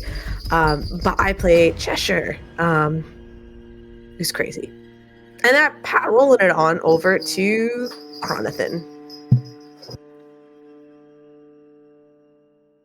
Hey everyone, apparently I'm Chronothan today. I'm Chron. I am playing Vincent, our resident Elyssa, with a bit of thing to prove. And from there, I'll pass it over to Striker Sly. It's me, Striker Sly, your intergalactic spice trading fox, and I trade spices for information. The rest, well, that's just classified. And I play Willa May. Willa May Hargrove, archivist of things better left forgotten, keeper of words no one else wishes to remember, and somebody who carries around stories in her brain. Of course, she's also made of porcelain, so if you touch her, she'll turn to dust. You can call her the Queen of Words, though I never asked for the crown. It was fashioned for me in the fire. If you're new, welcome. Sit quietly. Listen now, class. Just kidding. Anyways, back to the game. Who's left? How's everybody? Also, please, guys, vote for Feast, because I may or may not have been accidentally clicking Frenzy by accident. I'm really sorry. Oh, no. Oh, God.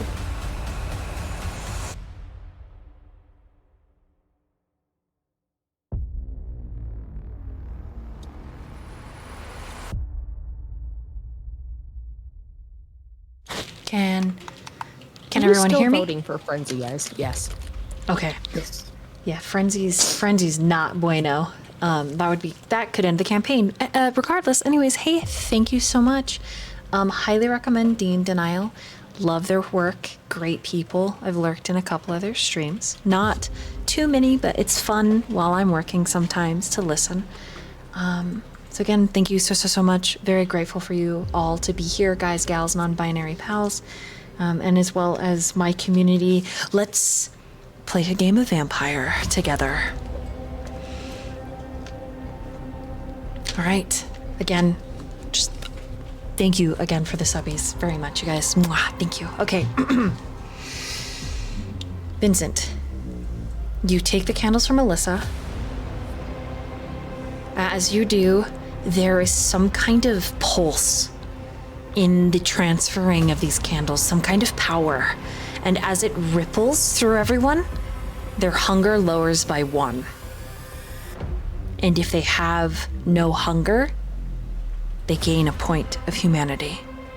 If they have only 1 hunger, they have no hunger.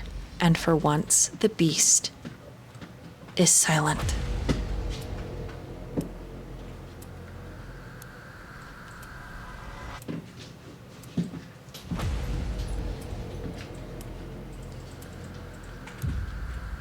Wait, so if we were at 2 and we go down to 1, do we just take it off altogether? If you're at 2, you go down to You 1. lose 1, yeah.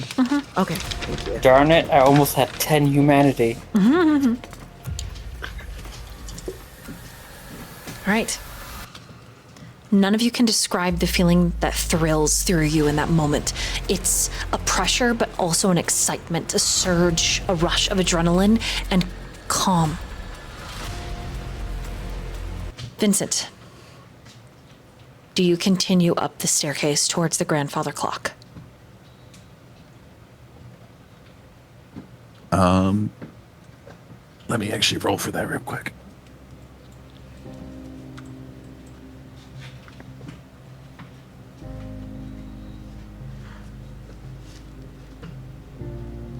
Yeah, you'd see him when he takes the candles, kind of look down to them and then up to the clock.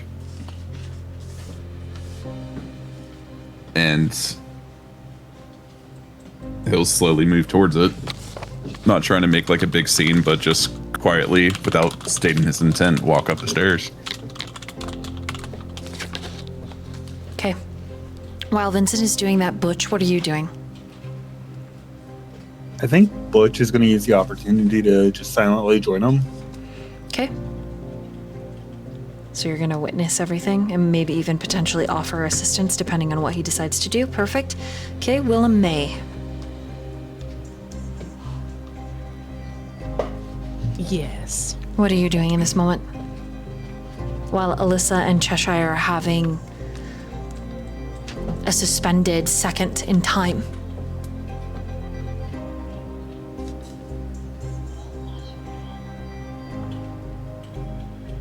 Are we on the floor where there are the doors in front of us still? No, you're up on the stairs now, at this point. Okay, and are there any doors up there? There are 6 doors, 3 on either side, left and right of the grandfather clock. You're on one side of the crescent moon stairs that connects and then swoops all the way around and connects again to the abyssum and marble floor down below. Okay. I think she'll call out to both Butch and Vincent. And it's close to your ear because there's that she's sent one of her butterflies to talk in your ears again because her voice is, it's like dust. She crusty, all right? And you just hear her voice very clear. Before you go any further, would you indulge me a moment of curiosity? Of course. How old are you? And she continues up the stairs until she's with them.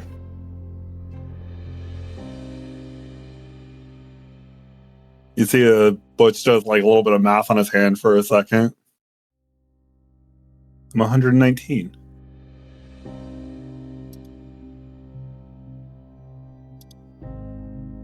And her head tilts in that creepy way towards Vincent. And you? He just kind of shrugs, a candle in each hand. I stopped keeping track.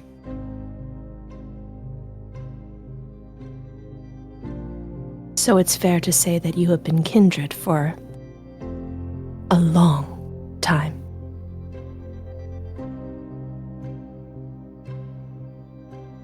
I mean no offense. But it is important.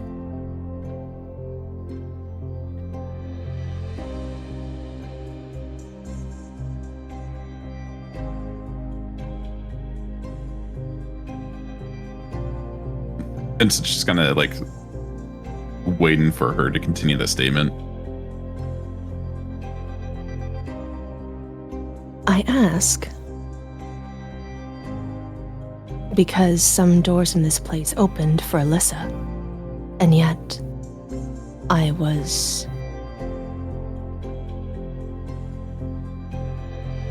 felt differently, where she felt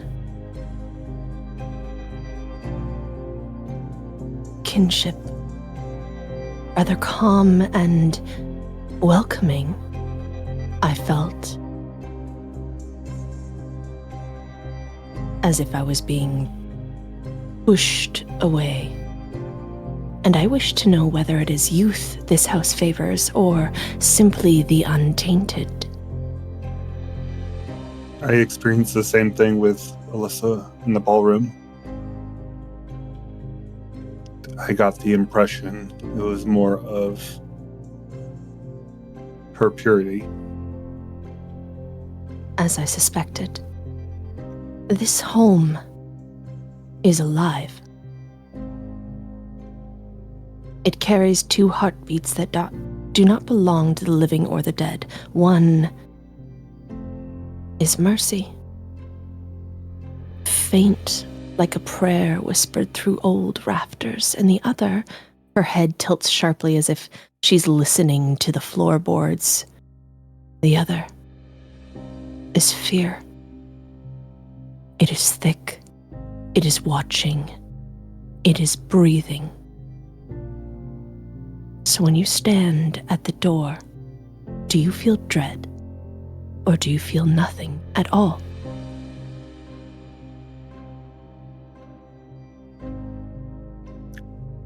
It's hard to tell sometimes for myself. I'm always a little bit paranoid. But when you were at the door, how did you feel?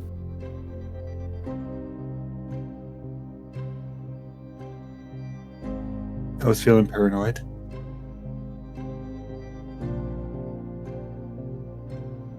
Her head tilts further. But when I was in the ballroom, my paranoia pushed me to use my sense the unseen powers. And that's when I was filled with the worst dread I've ever had.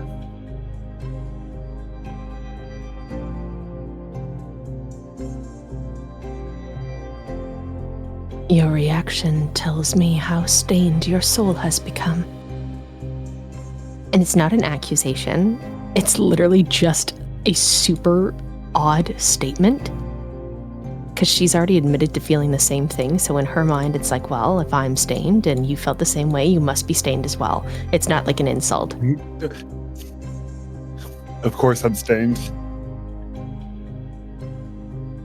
Perhaps we may understand which of us this house has already judged. So, Vincent, will you ease my curiosity?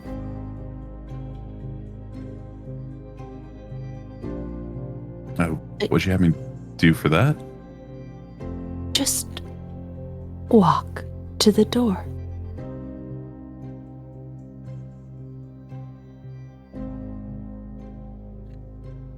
He kind of tell me what you feel. He kind of squints a little bit at Wilma or Willamay, and then he looks for Nicholas. What is he doing right now? Nicholas is moving slowly up the steps. And it's very clear that he's grappling with something emotional.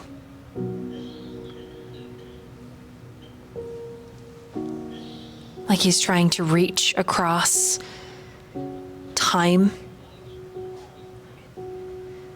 just through his sheer force of existence. When you look at him, he looks at you, and he's some 8 steps behind. And there's a subtle, quiet communication. And it's not that the two of you need to talk, but that he wants to talk, to communicate. Vincent, you've never actually seen Nicholas's face this still and yet contorted. Like his emotions are mute, but desperate to no longer be nonverbal. Like he's ready to spill secrets on the red carpet that smells like roses. A little bit like he's lost.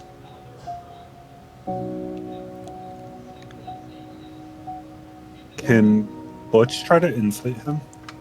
Intelligence and insight, roll it.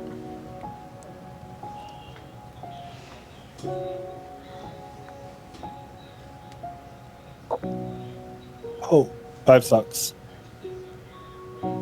Thanks to a crit. Oh, you know what love looks like. Oh, you know it in the marrow of your bones. And the very still, unlifed collagen that keeps your flesh pearlescent, glowing with the luminosity of false youth. He is so in love with Willamay.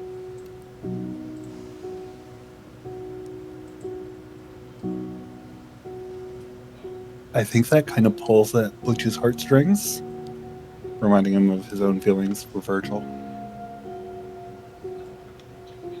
And he'll move over to Nicholas. Do you want to talk about it? Do you need any advice? He'll whisper in his ear.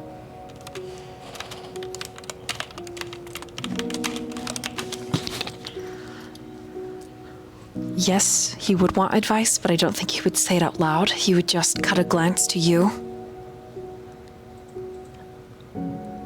The restraint that keeps his trembling words from spilling anywhere is iron. Vincent, may I borrow your boy from you?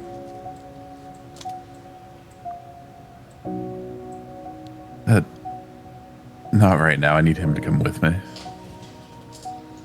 And he kind of shoots it, like locks eyes with Nicholas. You try escape from Darkov. A shroud forms around his shoulders. You can watch it as if it is a clear physical manifestation, even though it is nothing but a shift. Like his collarbones are bearing the weight of thousands. They tuck in, His whole job. and he shifts. Yep. Somber.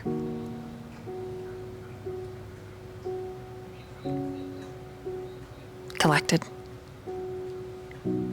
Stoic. And accepting. Also, Postman, thank you so much for those gifted subs. Holy shit. Everyone gets another. Thank you so much! Everyone gets another willpower. And we're 5 subs away from secret lore, but please let's not do that. Please don't make me do it. I don't have anything for this game that I want to. Just wait till next time, guys. Next time. Next You time. can share. You can share secret lore of me or Virgil. Oh, we can share Willa May's Hospital. secret lore. Just Hospital, kidding. I'm not ready. Hospital. Okay. Anyways, yeah. So he approaches you, Vincent. Whatever it is you need. And he's looking at you, and he isn't looking at Willa, even though she is but mere feet from him. It is a Herculean effort. He should be a Grecian god dedicated to the sun for the amount of restraint that he is showing. He's still loyal to you, Vincent. More than the strings of his own heart, this yearning of someone whose soul is the same as his. Vincent would kind of suppress a smile, but like the very corner of his mouth would kind of perk up. And he'd kind of look over his shoulder to Willamay. So I just need to approach the door and let you know how I feel.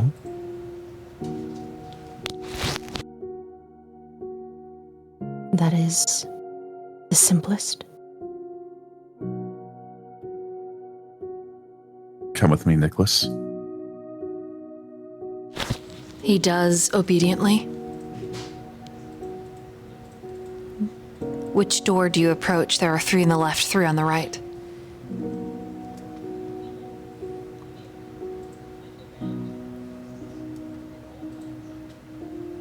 Would he know which doors have been approached already? Just one down below, none of them on the balcony. Adjacent, the grandfather clock have been approached. Da-da-da.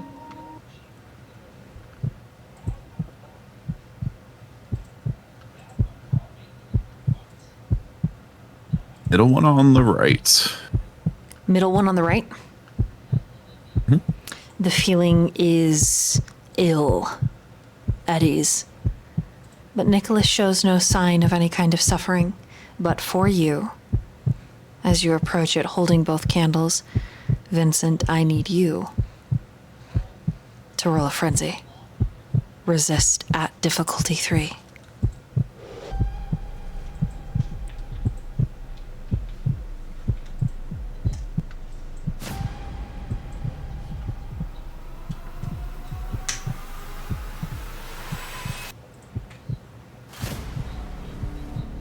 Okay. How do I do that on roll 20? There's a button Yes. underneath willpower that says resist frenzy. You can click on that. Yeet. Okay, just full size alone. Yeah, you leave that alone, and then you'll set your difficulty to 3. Yeet.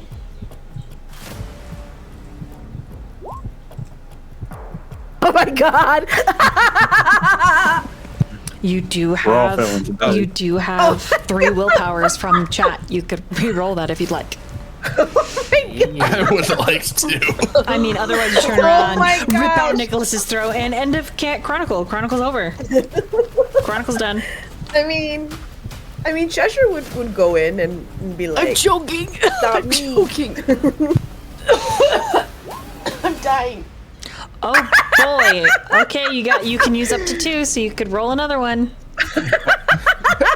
Or you could roll 1, 2, 3, 4, 5, 6, 7. You could roll Both, 7 just use all dice. your willpowers right now. Stop! Please stop failing! Don't be another failure, please, God! You made me swallow my Skittle in the window. Chat. I want to tell you, Vincent has rolled not once, but twice. He's rolled 1 success, and he's already used 1 willpower. And I think he On has 7 dice. on 7 dice. also- I think he has Oh. 1 God!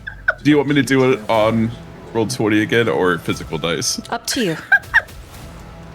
I will do physical dice. What? Made me, do a roll 20. You made me choke on my Skittles with your failure. How could you? Why would your failure on? Oh my god! That's one way to make this story a tragedy. Oh god, 5. I will take the blame. Coward should have done it on roll 20 again. I'm curious now. I got 5 on the physical dice with 2 crits, then 1 success. So you got 3 successes? No, he got 2 crits 2 crits. and 1 success, so yeah, 5. 5. Oh, yeah, you succeed. You don't frenzy. For a moment, you like envision yourself turning around and like ripping out Nicholas's throat, and then you're like, oh my god, and you let go of the door. You're like, oh, that's not me. That's not me. Calm down, that's not me. Whew. You'd see him like, with one hand on the candlestick, he just reaches into his pocket of his shirt, pulls out a little duck. You okay? You're holding the duck. Do you need to give it a squeeze? Squeak, squeak. Okay. He just squeezes the duck twice. Nicholas tentatively reaches for your shoulder, giving it a little support squeeze. You okay? You all right? Vincent just kind of shudders. Maybe No. I should try to open the door. Wait. Tell me what you felt.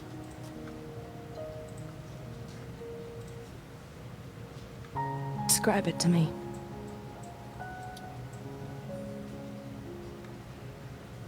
It's sickening.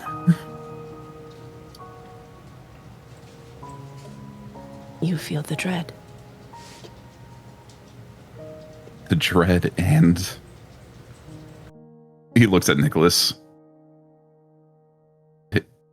It felt like rage, too.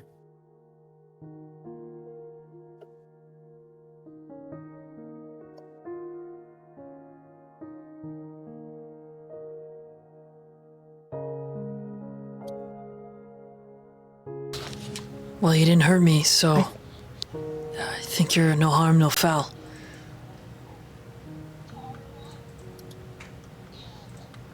Nicholas. Willa?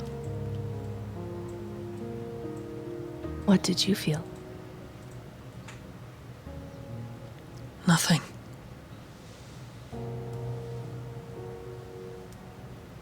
You felt nothing. In the middle of this exchange, Vincent's gonna hug Nicholas.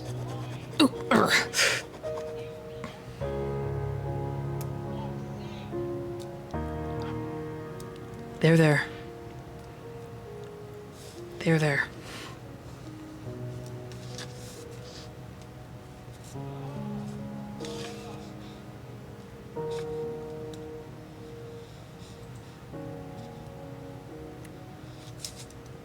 He half hugs you back. Should I go and look now? Or wait?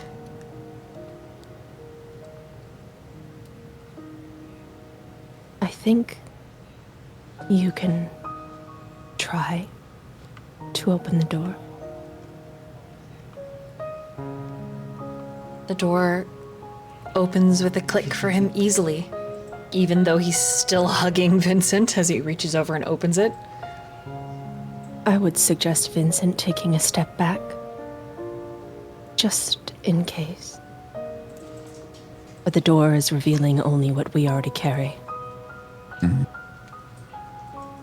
Take this with you, Nicholas. Okay. And he pulls out another duck. Thanks. He puts it in his blazer pocket. Its little head is sticking out of the breast pocket, and he steps in with his rubber duck. He's gone maybe 5 minutes tops, and when he returns, he's got another candle.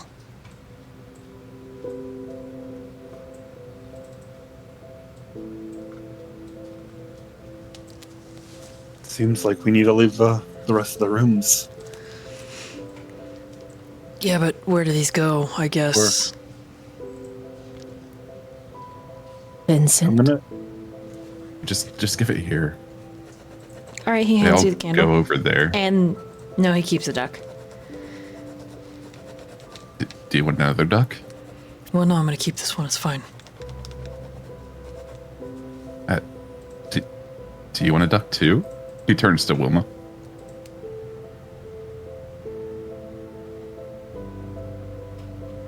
Is this what makes that noise in my library? You see Nicholas wince. God fucking son of a bitch. Vincent narrows his eyes like he's been caught. Yes, but it's a good noise, right? Does it have a name?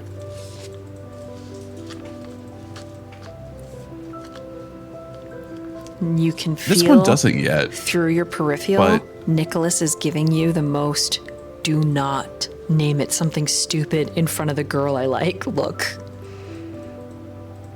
that sears into Vincent's brain. And he decides with his better judgment to not name it. So he tells Willa, this one does not have a name yet, so feel free to call it your own. And he'll put a duck of a matching color to the one he gave Nicholas and hold it out to her.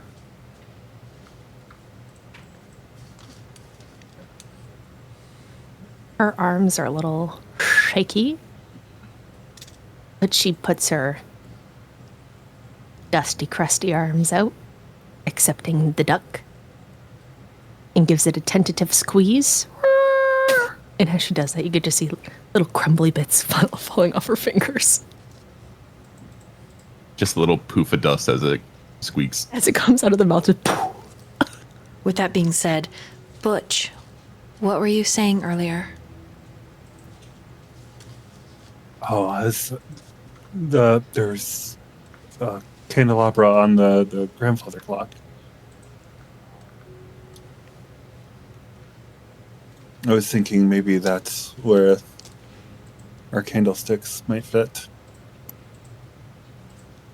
And I then had a premonition of such an object earlier tonight.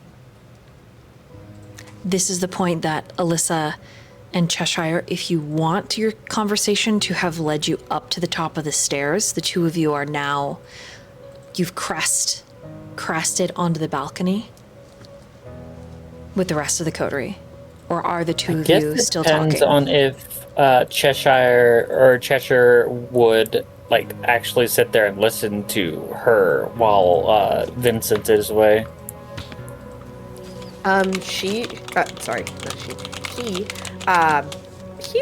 He'd be listening to you, kind of like a dog just looking at you, just like nodding.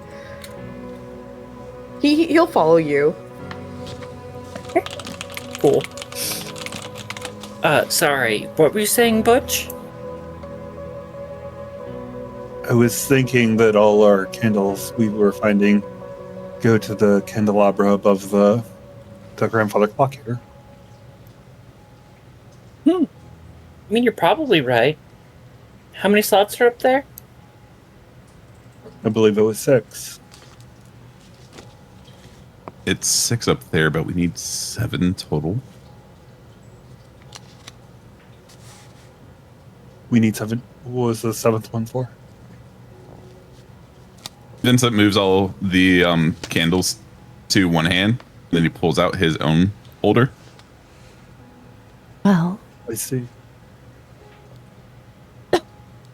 there are 6 rooms up here. And there are 3 candles already found. 1 from here and 2 from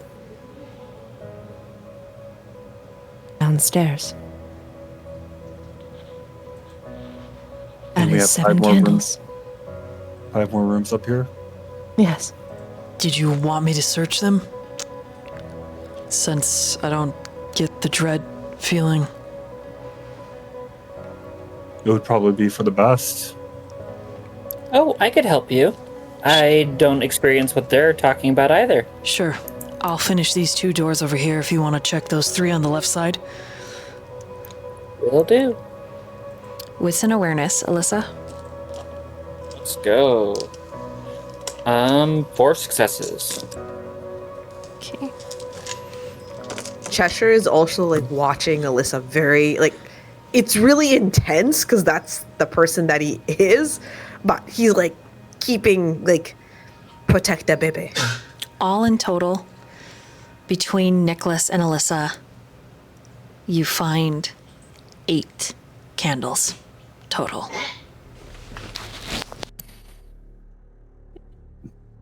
Well, are they all the same kind? Yes. All of them feature a different constellation and moon phase. Real quick question. Mm-hmm. We never went into the room on the right downstairs, correct? Correct. Would you like to? Butch will point that out. One of the people that don't have the crazy reactions should probably check it out. Nicholas volunteers unless Elyssa would like to. I mean, she would join him, actually. Okay. If that's all right. As the both of you step in, curiously, there is no candle in this chamber. However, there is an incredibly old, smoky mirror that has aged. Its surface is splotched like an elderly face. But it stands with a regalness of centuries of pride. And on its frame, in the upper crust, there are interesting cracks and symbols. Go ahead and roll an intelligence and occult for me, Elyssa. Oh, intelligence and occult. Let's. All right, let's go. All right, I got a 2 dice pull. Yeah, let's go. All right, Nicholas will give you 2 extra dice because he's going to roll as well. Oh, very kind of him. Maybe she should be supporting Nicholas. What do you mean? I mean, I think Willow would still be watching over everyone's shoulder, like following them around, like the All right, well, I'm using a willpower. weirdo that she is. I've got nothing. All right, I got 4 with his help. Okay. 4 successes. Okay. So just as Willa is about to say what it is that you see, Elyssa, you recognize the symbol for a Malkavian in the mirror.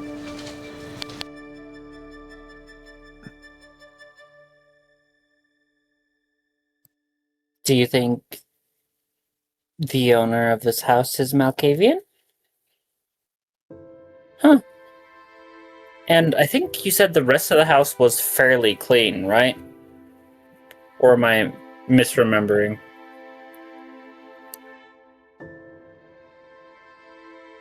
But this one item looks like it's either aged or it's a little bit dirty. I think Alyssa's first response would be to clean it.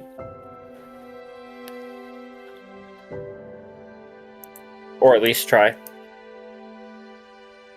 Did you say out loud that it is Malkavian? Yes, you did. I know, that's Butch's weakness.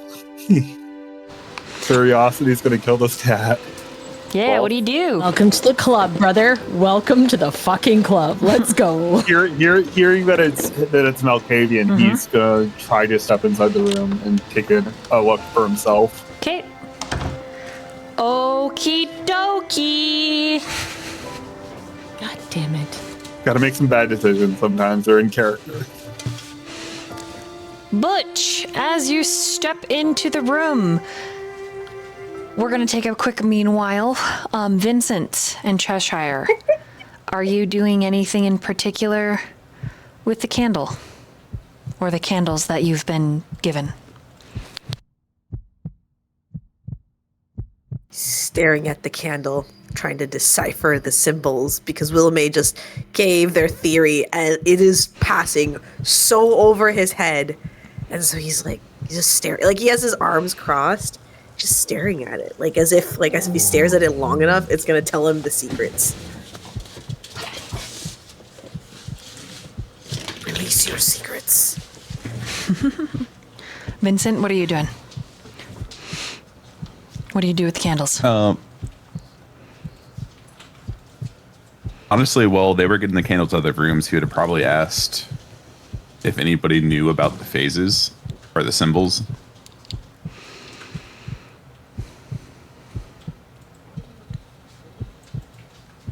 Oh, I probably would know lots. I do not stare at the moon while I am working.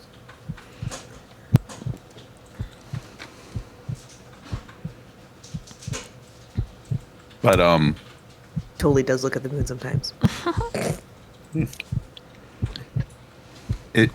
Is there a lit candle that he can reach in the house? In the house, probably. Does he know? No, he doesn't.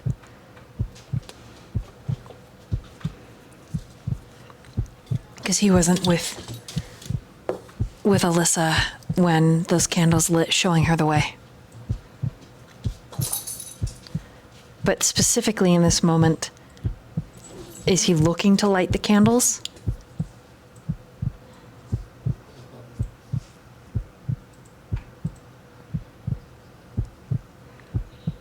No, he would probably just be holding on to them still. Okay. And then also maybe have inquired about the moon phases. In this moment, he'd be like, so what do these moon phases mean?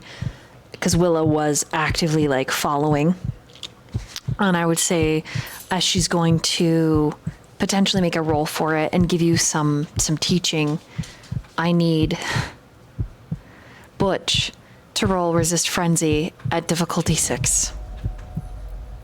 For fuck's sakes, Butch. You fucker. Can I do a wits and awareness to see if I know? Oh, Holy my moly! fucking god! 10 successes? Wow. Alright. Yeah. Chat, chat, I Screenshot that. I need to tell you the miracle that just happened, chat. Put that in the Discord. What the fuck? Somebody I took on the bad luck at a roll 20. I am taking the screenshot. The fuck is this? What the fuck? I screenshotted it. Hold on. Yeah. Sometimes you're just good at the game, you know? Like, it's hard to being this talented. All right, so for those in chat, so you know how Vincent and Cheshire were having trouble with the whole resist frenzy.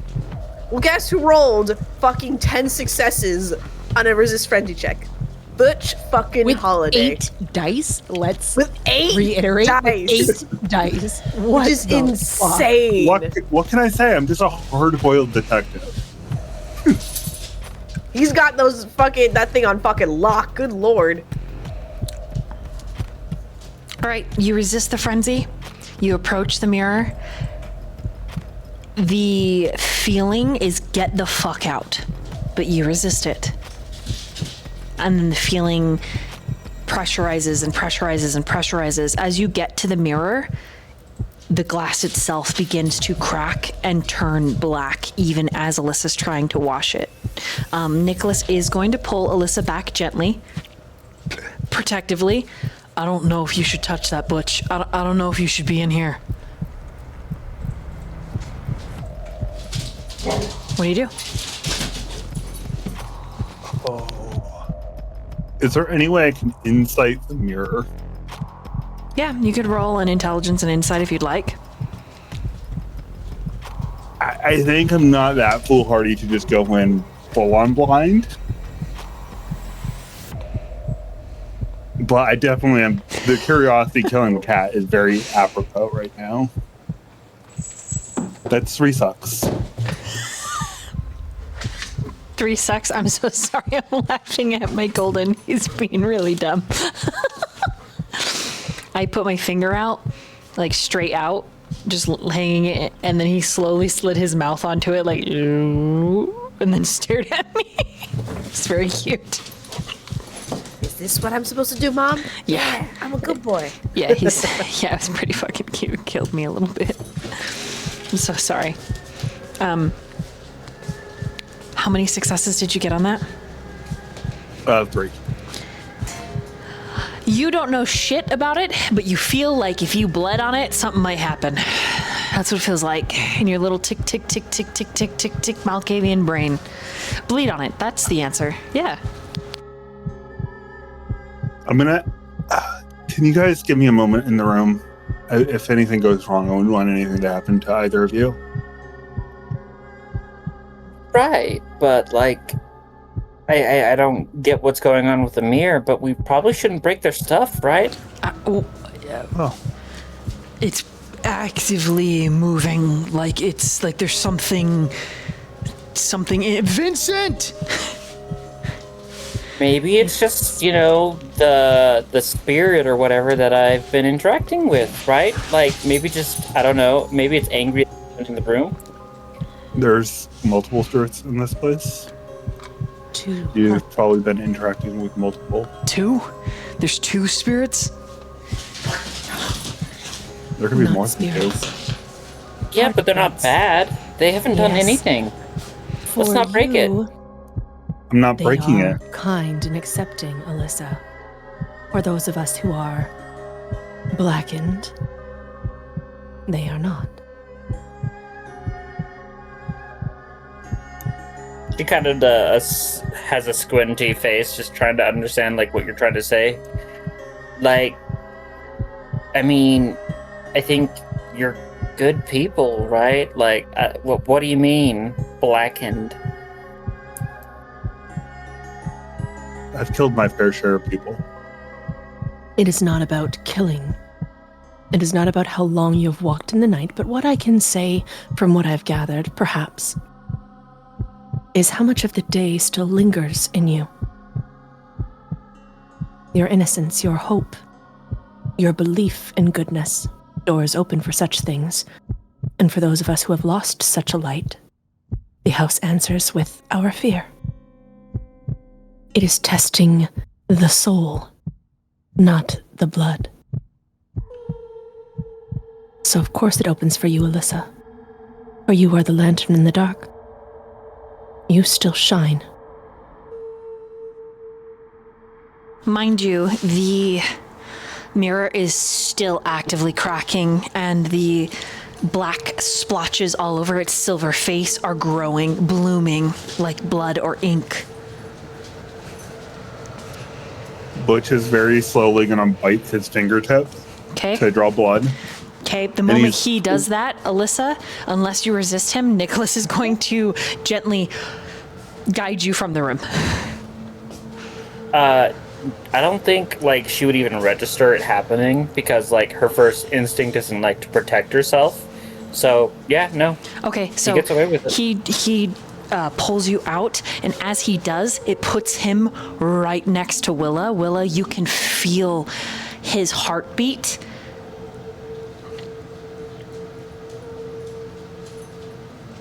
Butch. I make sure to wait until everybody is clear of the room. Is it only And- your fingertip that you bite open?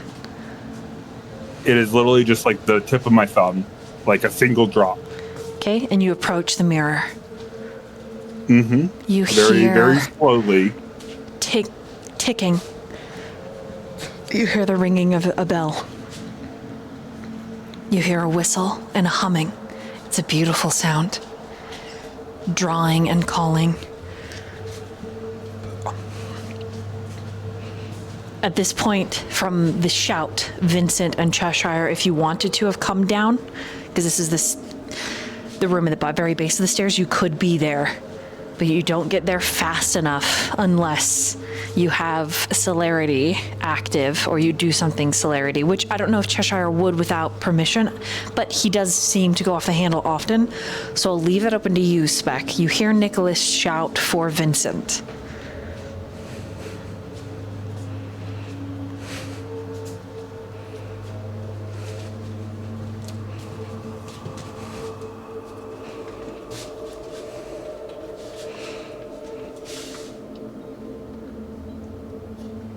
Can you guys in... I can We can hear you. Oh, Yeah, we okay. can hear you. Yeah. So, Spec, would Maybe you... What'd you say? Sorry. Would you use celerity to get down there, or is Cheshire taking his like get up and go? Is he taking cues from Vincent? Do I see that, does Cheshire see Elyssa in danger? Or feel that she is in danger? No. He would just have heard Nicholas yell, Vincent! Like a get down here.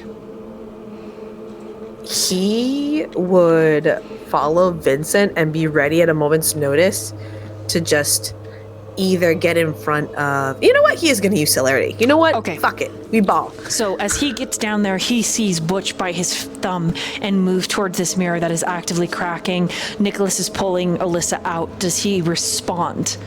Does he do anything? Because he would have the chance to with celerity.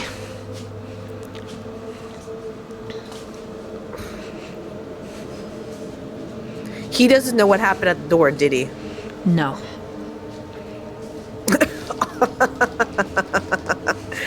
Okay, please, did someone explain to him what happened?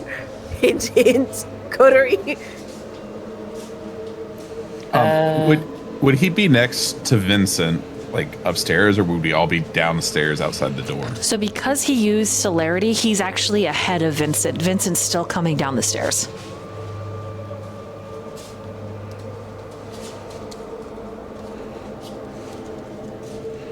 I know that Nicholas is just pulling Elyssa out. Like, come on, we should not be in here. So Okay. I mean, she's not fighting him. fair. If Vincent has the chance to, he'd tell Cheshire, stay with me. How would that? I don't think he would. I think he would say that, but Vincent would say that. Cheshire would hear it, but Cheshire would already be down at the bottom of the stairs and then have to jog back up to be at your side because he uses celerity. Yeah, so I guess that'd be on Cheshire if they wanted to come back. Mm-hmm. So, let me ask again. Did anyone explain what happened before? There's not really a lot of time to explain because of how fast this is happening. Are you asking if Cloud Memory, if anybody explained what happened then? Yes, if anyone. I did tell you that you felt fear. I did mention that before. That's what I said. Tell him what caused the fear? I said when we were standing at the door and you felt fear. Crap. That's what Willa May said to I you. didn't feel any fear. Or I did feel fear, I just brushed it off because I'm an idiot. So that I'm understanding, Cheshire is going to ignore Vincent, even though he heard Vincent, and go into the room. Is that what I'm understanding? It's kind of like, it's like two things happening at once, so I'm not sure if the reaction, how can I say? Because he'd be down there when he says that, right? So he would have already been in the middle of doing something. That's what I'm trying to decide, like, how fast. Yeah, it's up to you. You have one action. We'll You can always do leave it up one to the thing die. before I describe what happens next. All right. Nah, he'd already be sad that he disappointed Vincent once, so good luck, but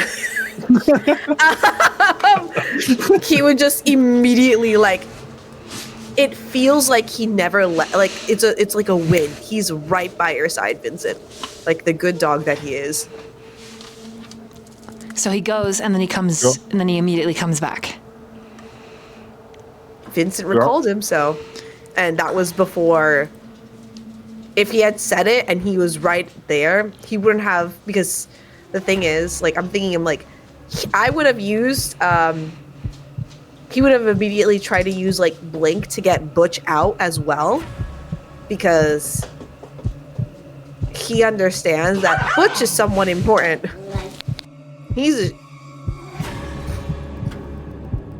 Was that vicious? The baby, the fluffy baby. He's like, Mama, I'm helping. So you can do one action. You could blink in to get Butch, or you can go back to Vincent.